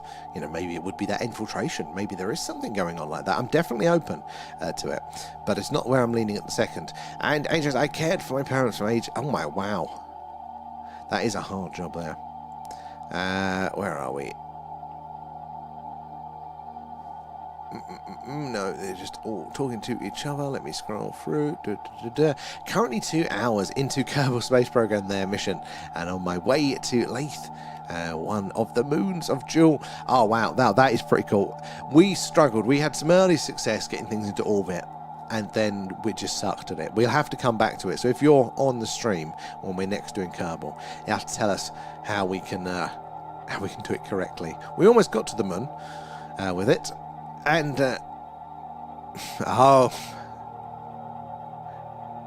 well done, Agent X there. I used to protect wind turbines. Well, it's the K9 officer. What is it? Who was going after wind turbines? I would have thought like the hippie protesters would have loved those. I go back to sick bay next week, as in work. And Oscar, I believe there is no alien life, but we will start it when humans start living on Mars, etc. We'll evolve into a new species who will learn and make better ways to explore till this repeats. You know what? You might not be right. It is a possibility. It might be the case that we are just very, very special. So I wouldn't want to lean that way by default. But there are, in the same way that we say, look, there is evidence that could be pointing towards the extraterrestrial stuff. There is evidence to point towards that, actually, maybe we are a product of an incredibly unique set of circumstances that have led to us. I mean, we are getting to a point now, though, that even mainstream science just thinks that there is life out there, lots of life, just because of a numbers game of how many planets we know there are around those other stars. Back in the day, the scientists didn't know if there were planets around those other stars or if our solar system was unique, but now we know that. They go, it's just a numbers game. There is going to be a hell of a lot of life there. So I think, I lean that it's probably going to already be very busy. But what I do think, I don't think it's going to be like just random instances of life popping up everywhere. I've got a feeling that we're all going to be related. Like maybe that first initial spark of abiogenesis, of life starting from nothing. So maybe that happened on a distant planet, on a distant star, and maybe it's just simple life has been spread all around, but we're all related at that sort of core point there, which might explain some of those similarities that we see in the encounters that people report and things like that. But it could well be the case. And you know what's definitely true, Oscar, is that, take the aliens out of this for the equation for now, if we do become a spacefaring civilization, which I think, unless there's a cataclysm, that will happen at some point, even if it is by our very slow rocket-powered ships that we have at the minute that take a long time to reach anywhere, like, we will colonize these other planets, and that individually, people will then start to evolve slightly differently. So over a long enough period of time, we will all diverge into different versions of humanity, and that's going to cause its own set of problems again. So, you know, you're onto it. I think you very much are there. I would bring a reptilian to see if you like. I mean, if I can see one, I would be very much on it. But it's not that I don't believe, as I think, it's a bad theory necessarily. There's definitely a category of active I don't believe, and I think somebody is incorrect. No, this is not so much that. This is more that I haven't seen enough of the steps, you know, those connecting twigs and branches and tree trunks there to connect the whole idea together. So that's what that means, is that I don't know the ins and outs of it yet. So it's interesting, but I haven't seen the connected dots. But if we see the connected dots, then maybe I'd be more of a fan of it. Back to, oh no, Mayor. But hey, keep you busy, and dude, I would be happy playing to help with Kerbal. Playing to 2018 at Oscar. Can you multiplayer on Kerbal? We do like to be silly though. So, but we definitely need the help there. So definitely somebody actually doing it properly, and then somebody causing shenanigans there. We are related there with Germanic links. I mean, this thing we are. And we're definitely here. I mean, we can look to see how these things spread within the known and accepted, how genealogy works here on Earth and how that works, and we can extrapolate that up and out there. We can also extrapolate cultural things as well there. And what's that? Marconis are there. So it's kind of listen to Google UFO Chronicles. Oh, I'll have to check that one out there. Hunt for Reptilians is on there. You'll be fine, man. But no, I do feel that one. Right, I'm going to bounce back over to the tubes. You guys have been patiently waiting. Let's get back to your chat there. Where do we get to? Next stream I do with a scope, I will link there. I prefer to remote control scopes as old arthritis settling in there. Oh man, yeah, definitely send us a link. We'll see if we can check that one out. The remote makes it much better. 100%. And don't forget to, is it Ashton Locke? I've helped him over 100. Wow, well done. I do need to check him out there. Where are we? And Alan there as well. Do you have Dimensions by Jack Valet? I don't actually. I don't. We're doing a lot of reading in our deep dives. That's the main bit. But I'm definitely very verbal. I much prefer audio books because I need to be doing something else at the same time to take the information in. So, and I've got about 5 of the classic UFO books that are open. I'm at halfway through. So yeah, I haven't done some of those ones there. But Jack Valet is, I mean, incredibly just insightful and also just so far ahead of his time with these connections there. What would you say out of that book is some of the major talking points from that? If you had to kind of just go, look, there's 2 points that you really need to read it for, what would they be there, Alan? And Liberty there, as long as they're not related to my ex-wife. Hopefully. You never know in this weird world. The pod's steam up to make sure you're vented. Oh, what's that for? Wasn't there a theory that a theory of a planet that is on an elliptical orbit there outside our solar system, but returns every so often? So there is. So that is talked about a lot, I think, with the Zachariah Sitchin's interpretation of the ancient Sumerian text, the Anunnaki and stuff like that. And I mean, the more we look to like Planet 9 and all that sort of stuff there, I mean, it could be possible. I mean, we really want to hope not.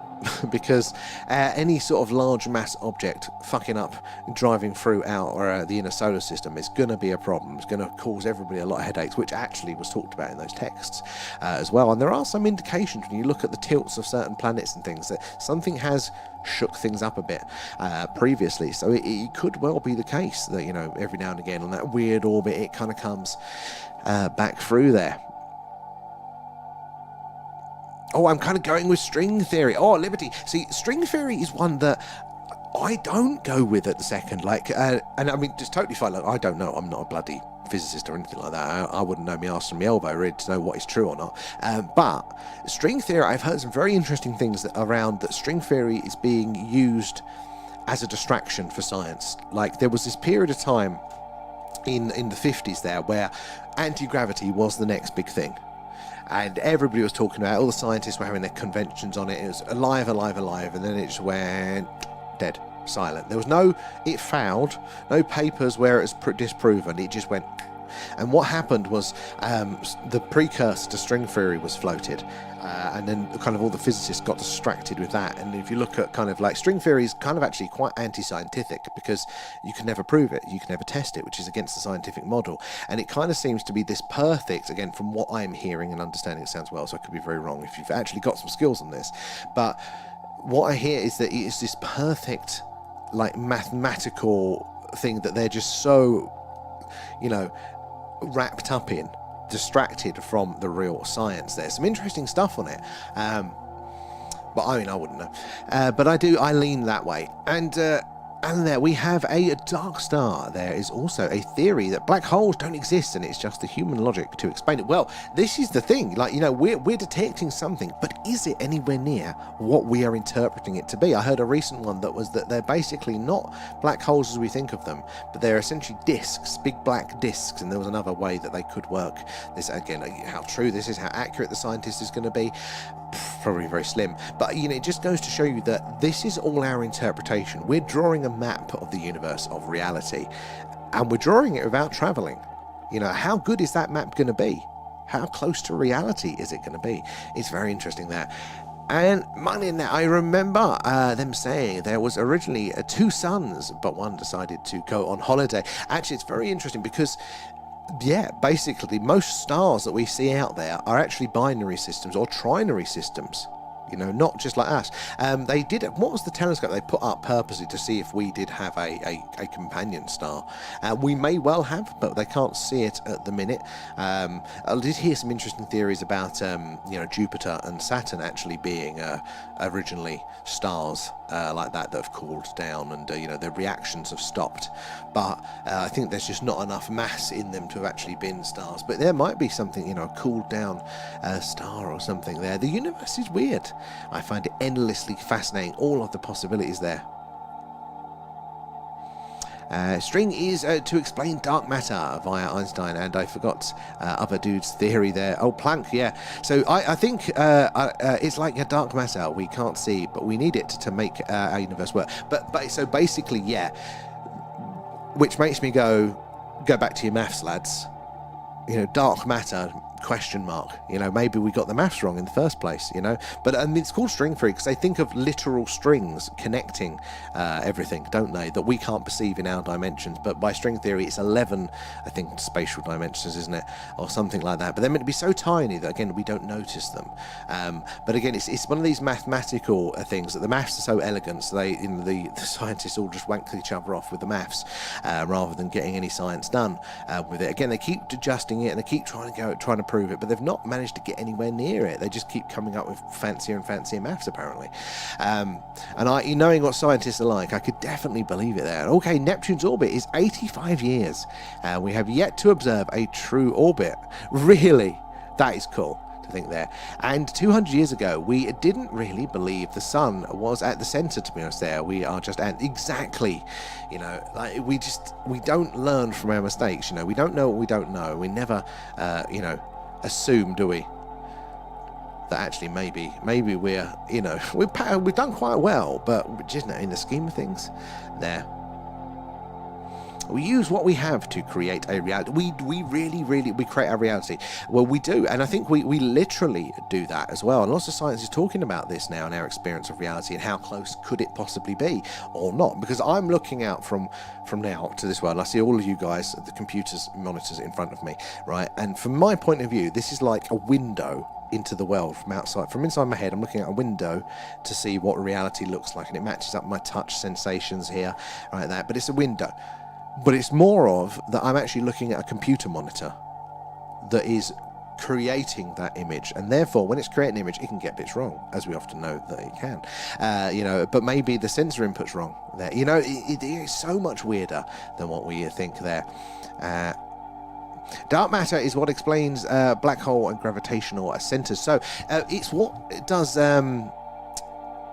it's what, well, dark matter, it shows the gravity, doesn't it? It's something along the lines of the gravity that we're showing of, is it it's not the expansion of the universe, that's dark energy, it's how we're seeing the galaxies move, basically. And we'd assume by Einstein's equations there that basically there needs to be more mass to create that gravity to see the movement that we're seeing. But we've done a rough calculation of all of the matter, and we're about, you know, 2/3 short. So there must be so much other matter there that we cannot physically perceive in the, you know, the light spectrum, and, you know, the visible light, or, you know, in any way, shape or form. It's dark. It doesn't appear to our senses, doesn't interact with us any other way other than gravitationally, which, look, maybe, but also your core maths could be wrong, lads. You know, like, that would be my first go-to, that the maths is wrong, especially as they haven't been able to figure it out, you know. Same with the dark energy and stuff like that, you know. I feel it's scientists possibly being scientists on this one there, and I think we are really wrong. We can't see far 100% their liberty there. It's patrol explanation for ghosts, yeah, but it's partial explanation for ghosts. I mean, could be interesting. And someone is probably looking at us from a computer monitor. Well, they could well be. I mean, I've heard normal scientists, they're talking about consciousness and things like that, and they're trying to kind of get their heads around, and they're describing our reality, our experience of the world, as that we've got a headset on, and you kind of know what this is like. If you're really engrossed in a film, you know, you'll be watching it, and then you'll just kind of zoom back out, and you'll realise that you were forward, you were into the film. You didn't notice anything else. You was just in the film, wasn't you? And then you kind of, actually, you know, I can see the TV now, and I can see the room, and you kind of come back out of it. You remember your hands have touch, and you feel the temperature again. But for certain part, you're so engrossed, you just zoom in, and you're into it. And they think that maybe that's what we're doing all of the time, but this is our version of reality there. We're dipping into reality, and we're not necessarily our physical forms, and that's from mainstream scientists there. We're all made of the birth of the universe there, the subatomic materials in our, but well, we very much are made of stardust, aren't we? It's just pretty cool to think, and it's exactly what I like about Astro, though. I just think something or someone is looking at us thinking, and I wonder what they're looking at me. I mean, when we do our skywatches, I often think that looking at those faint dots, wondering if they're looking at the faint dot of our star, and wondering if there's life here or what's going on, maybe our strange signals as well. Right, I'm going to bounce back over to the TikTok. Let's see where we are tonight, guys. Where do we get up to in the chat? Can we please just discuss Flat Earth and Tartaria? I mean, at some point, I know you do like your Flat Earth there, Agent X there. And Adele there, or was it Addy? Sorry, there. Any signals picked up? Not yet. It's a slow burn, this one. We have to do this a lot. Again, statistically, you know, they're quite rare, but they are getting less rare. And the more we do it, the higher the chance that we have. But hang around if you like the action for our Skywatches there. Based right in the heart of Crop Circle country, just down the road from Stonehenge here in the UK, we see lots of weird and wonderful things in the beautiful night sky when the weather permits. There. Area 51 had 17 earthquakes. It did, Mayor, and one of them, very, very interestingly, had the profile, apparently, of a underground nuclear detonation, which was my first fault, because where was the epicenter of those earthquakes? Right at the test center where they used to test the old nukes. And I heard something interesting why maybe now that they were doing these secret nuclear tests. Well, they're a bit worried, apparently, that their nuclear warheads have gone off. They haven't tested them in about 30 years. They want to know if they're still good, so they might be testing them to make sure they still have a nuclear deterrent there. We have a safe ship from UFOs, gravity propulsions. Oh, I don't know. I want to know more about it, but I need more than just the headlines. And I have some news to share there. How you doing, Rachel? With you all there. They have tracked Free Atlas and have found radiation on it. Well, interesting. I heard a line that I think like old Avi was talking about something around theorising, is it a big nuclear bomb or something? What sort of radiation? Because there's a lot of radiation up there in space, but I didn't look into it. That is very, very interesting. What's the details? Tracy's in it. Tell us more. I want to know. I haven't looked at it yet. Who needs a coffee? I do. Well, Scooby. I haven't seen Scooby tonight. He's normally in on the tubes. There.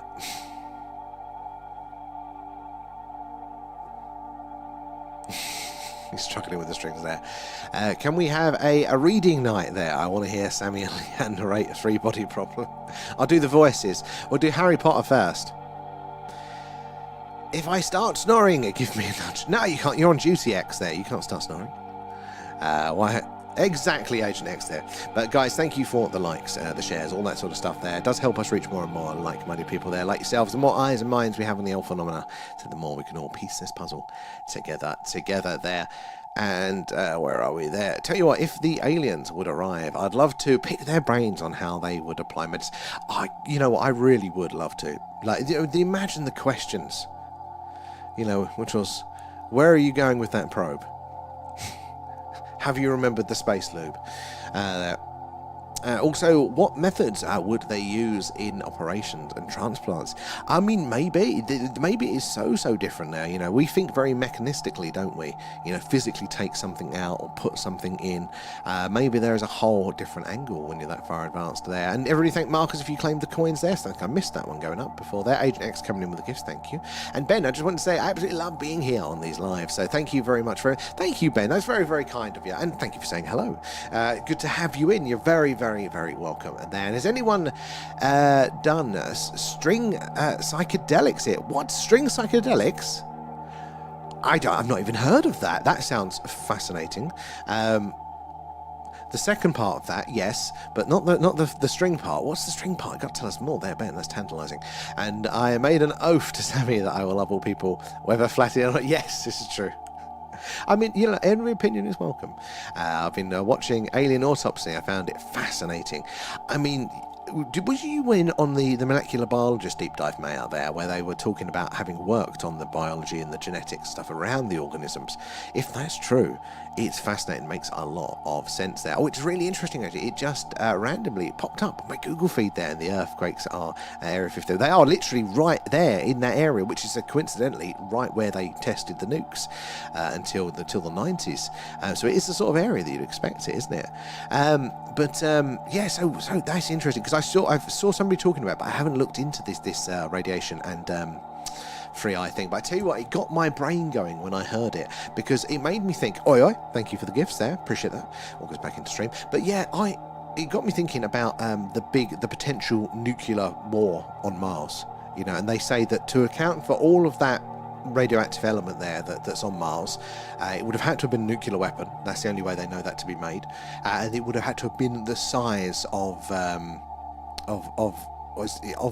Empire State Building or Manhattan itself. At which point that made me think, wait a minute, how big was 3i Atlas? Wasn't that the size of Manhattan there? And it kind of just, and again, this is pure speculation. I'm just connecting dots rather than saying that it's true here. But like, what if there are the space equivalent of like sea mines that are just out there floating? You know, you used to hear about this, left over from the war, a mine might wash up on a beach there and have to do a controlled explosion. What if, after a massive galactic battle, these massive sort of nuclear mines that are floating around there in space, just every now and again come crashing down and explode on a planet there, or something like that? Or maybe they're active, maybe they look for life to wipe it out, and maybe we were just perfect, because when 3i Atlas actually came in and got close enough to us, we were dancing, weren't we, around the other side of the sun, so it didn't actually get to its closest point of a direct line of sight to us. Maybe it didn't notice our life or whatever reason, so we survived its wrath.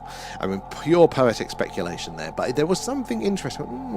And loving the stickers there, Mayor. Astral travel last night into a freaking prison with aliens. Oh my god, an alien prison or an Earth prison with aliens there. Hello, darling. I'm tired, I think.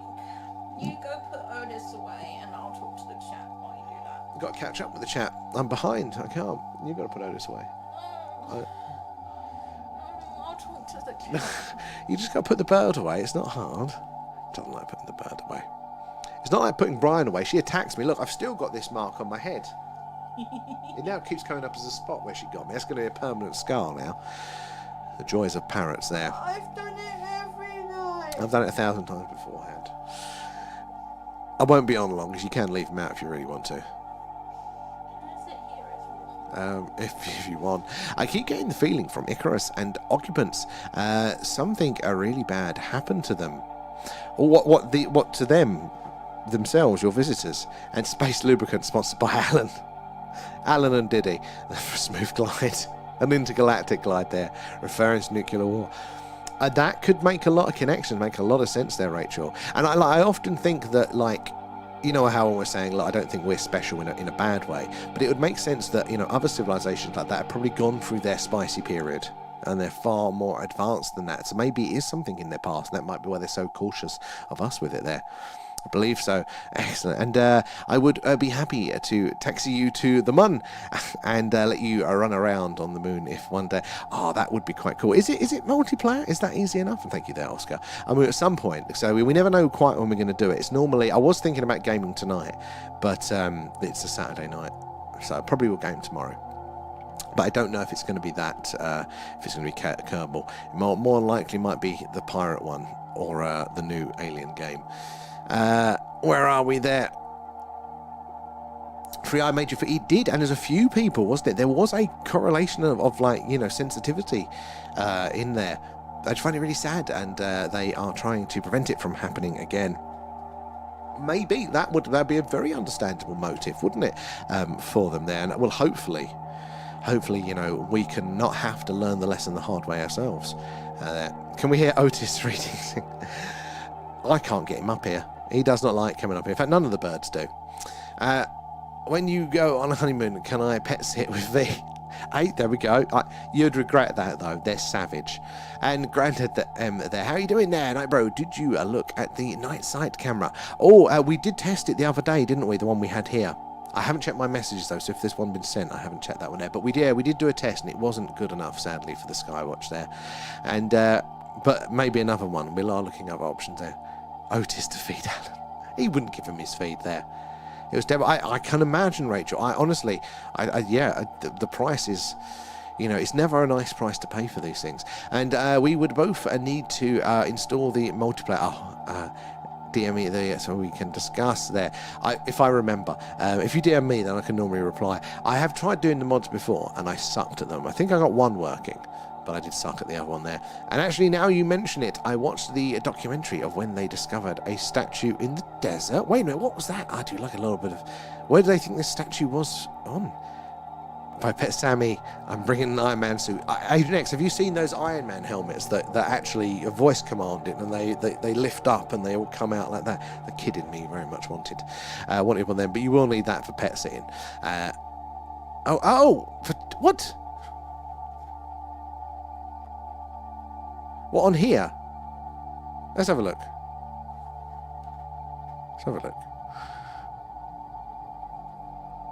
Let me find it. 2 weeks. I'm normally bad at messages, but not 2 weeks bad. Have a look. Message requests. Not in there.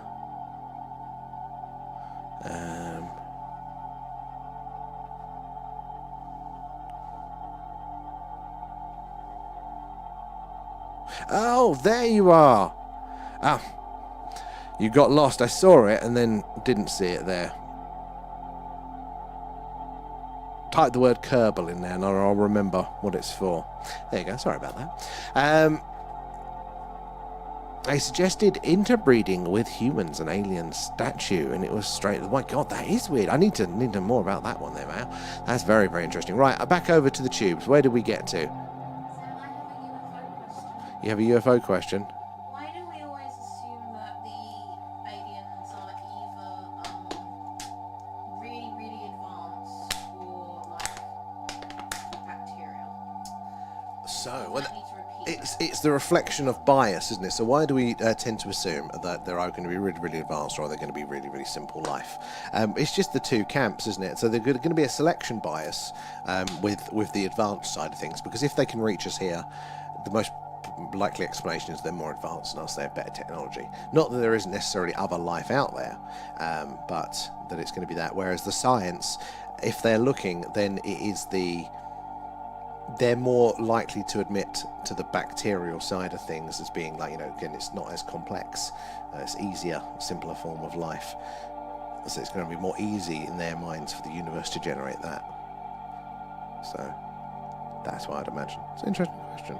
Because in Star Trek, they have a lot of civilizations who are like humans that are. But well, that's particularly for Star Trek. There's some practical things that come into there, which is budgets for props and for makeup is very expensive. So the more humanoid they look, the cheaper it is that they can do that.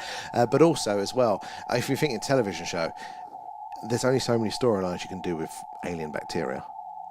You know, it's going to infect us. Oh, it's interesting, and then that's it, isn't it? So they have to probably put in the jazzy ones. No, but what I mean is, like, a lot of them thought that, like, there was an episode where they thought Picard was God because they thought he had magic powers. Oh, what the bacteria did?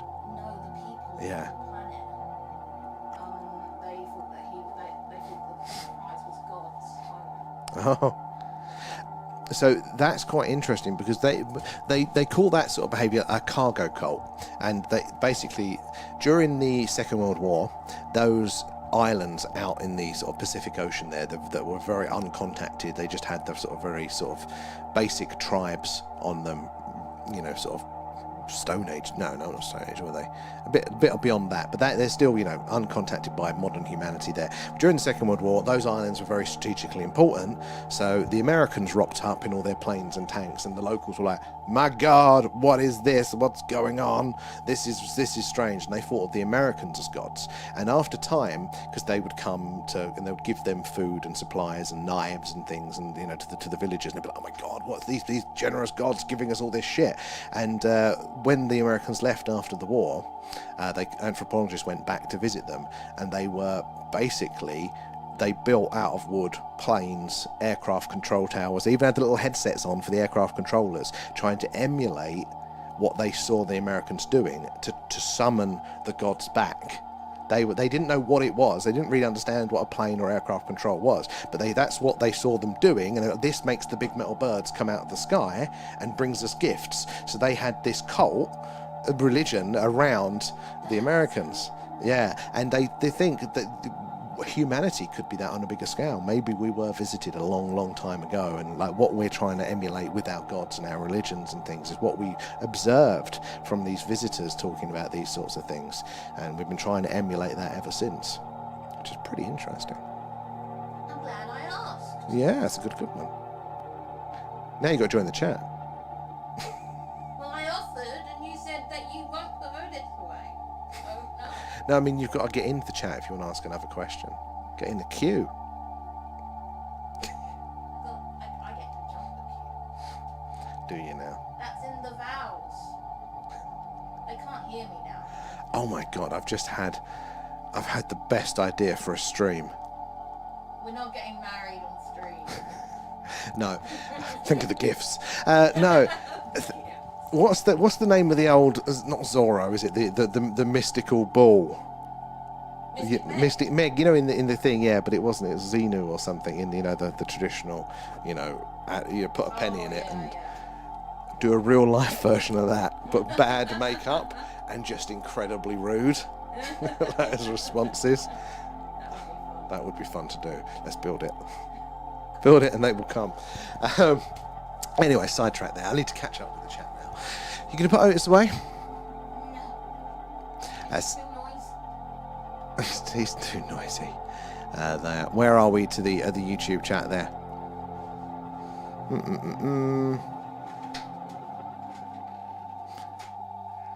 Futurama smelloscope there. I want off this world. Alan is a nightmare. And Alan, are you taking lifts? You have to get on the Starship, Alan. I believe in the good of mankind. Eventually, a roll on in November. Actually, I do as well. I'm not one of the people that think we're a plague and a virus on the earth and stuff like that. I think it's a very easy narrative that culture is pushing a lot at the minute. But I think ultimately, if you look, we have equal parts benevolence and we're on an upward trajectory, even if we're in a dip in the shorter term now. We have to be vigilant in these fights. We can always lose the battle, but I'm confident we'll win the war. And I've always loved the stars, but when I filmed the drone UAPs at Lakenheath, it really made me think about the UFO more. It's very interesting that you've looked at the stars the whole time. That was really when you kind of engaged with it. They're having that experience directly there. More chance of seeing aliens at sea, but actually, good point there. You know, that was part of the phenomena that until very recently I hadn't even been made aware of at all. I was like, you know what? But apparently it is absolutely everywhere. And we know nothing about our oceans. Very small part, especially if you consider by volume, not just the surface that we have explored. Nukes delivered at Lakenheath, lights in the sky, just like Rendlesham. That connection, again, to nuclear activity there. And when I was a kid, I heard lots of octopus there. What's that? And a squid in Ibiza there. I just hope they go easy on me in the end there. Oh, I mean, we do lots of things as a kid there. And got to see a sea life serial killer in there, Alan. And I was up Loch Carron there, and you would not believe what I saw. Oh, tell us more there. Loading up on the guns, etc. That's Nirvana's saying. Got pics of, what's that one? I've never before seen an aircraft carrier up Loch. Oh, very interesting. My African grey bites there, and I love to go up there. Oh my god, I love birds, but they are bitey, and they have very powerful beaks, don't they? And we've only got little ones, but that's enough. They take chunks of skin out. And there's a scar along one side of Mars there, and an asteroid field that Earth passes through each year, which could have been a solar flare, destroying a planet and moving other planets out of position. So that is very, very true. It's one of the points. It's Valles Marineris is the canyon there. And again, they don't actually know how that was formed, because Mars isn't meant to have plate tectonics. So again, it doesn't really have mountain ranges. It has volcanic mountains, but not mountain ranges in the same sense. They don't know how this is formed, but one theory is like a giant plasma ejection from the sun. They're causing that damage, which could be responsible for that. The asteroid belt has been proposed, hasn't it? The remnants of another planetary body. They do say there's not enough mass there for that, but I mean, what about, you know, the ejections, and how good are their calculations with it there? Mars itself looks to have actually been a moon of a larger body as well. It's kind of stretched as if it has been held, you know, gravitationally, and stretched into more of an eclipse shape slightly there.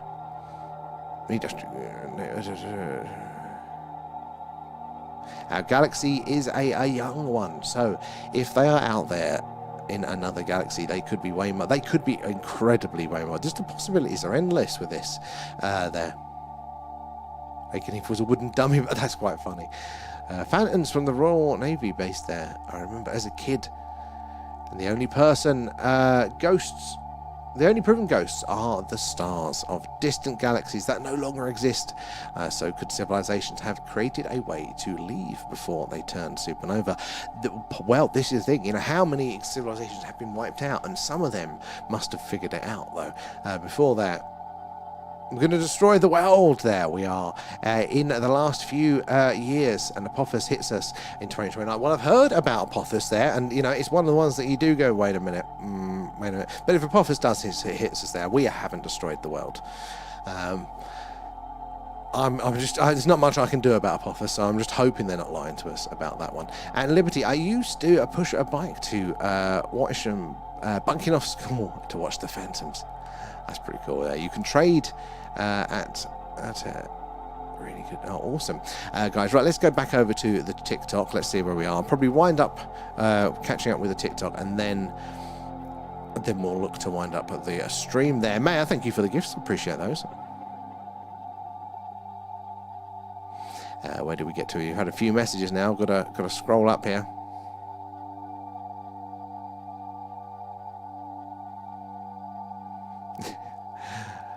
How'd you know I was wearing kitten socks?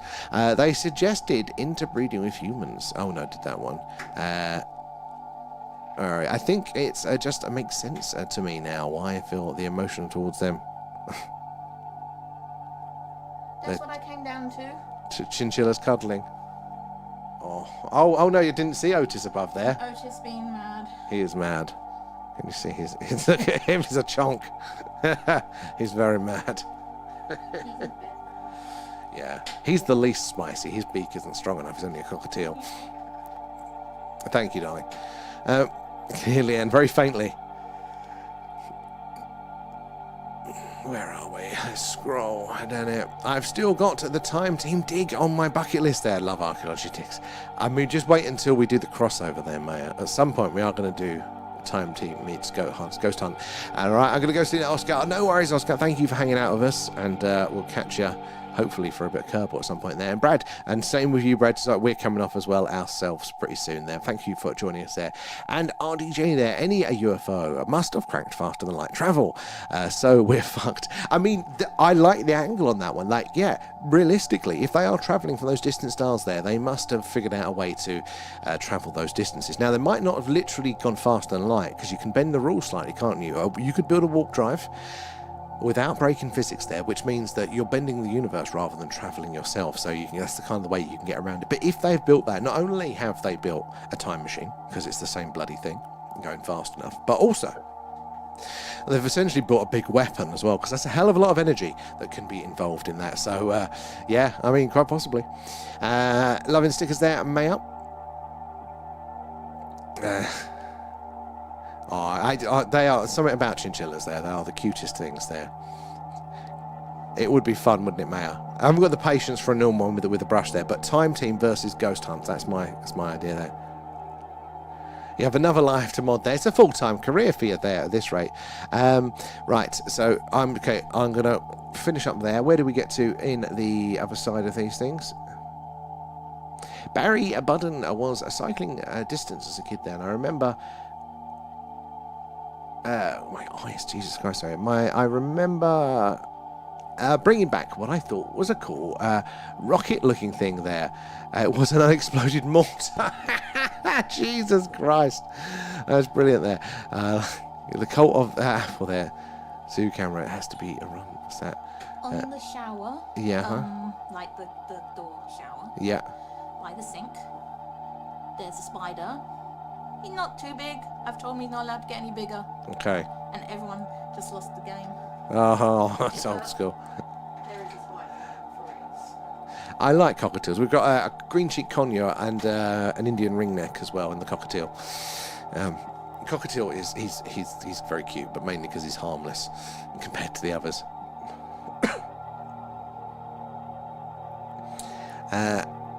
A jackdaw as a pet. Oh, wow. I mean, any bird's good for me. But they're very clever, aren't they, actually? You don't realise. We get them in the garden. They're very, very insane there. So, right. Anyway, guys, I'm going to come off now. But nighty-night. Thank you, everybody, for hanging out. Thank you for your support in every which way that you provided. Just hanging out, watching, chatting, asking your questions, tapping away, liking and sharing, or, you know, the other forms, Patreon members, etc. Do appreciate you all there, and Paul in particular, if you didn't catch the thank you from earlier, thank you again for signing up for the members and also doing the gifting of one. We're going to be doing our Patreon deep dives. We do it every other Friday, so it was last Friday, but we're going to be doing it not this Friday coming, the Friday after there, but we're going to be rolling that out to the members as well, so you now new members will be able to join in over on the tubes there for our deep dives live as well, where then I think they're going to be 8 p.m. if you're about for those ones, into the detail of the phenomena there. So thank you again, guys. Really do appreciate you all. Good to have you in, and Wanderer as well. Thank you for the follow. Good to have you. And that. Thank you there, Oscar. And good night, guys. We will see you tomorrow night. Bye bye. Night there, Kate. What's that? Oh, let's give something to read. Was it from my own book? Oh yeah. That could be an interesting read through right there, Kate. That's very spicy. Anyway, night, guys. Thanks again. We'll catch you tomorrow night. Bye-bye.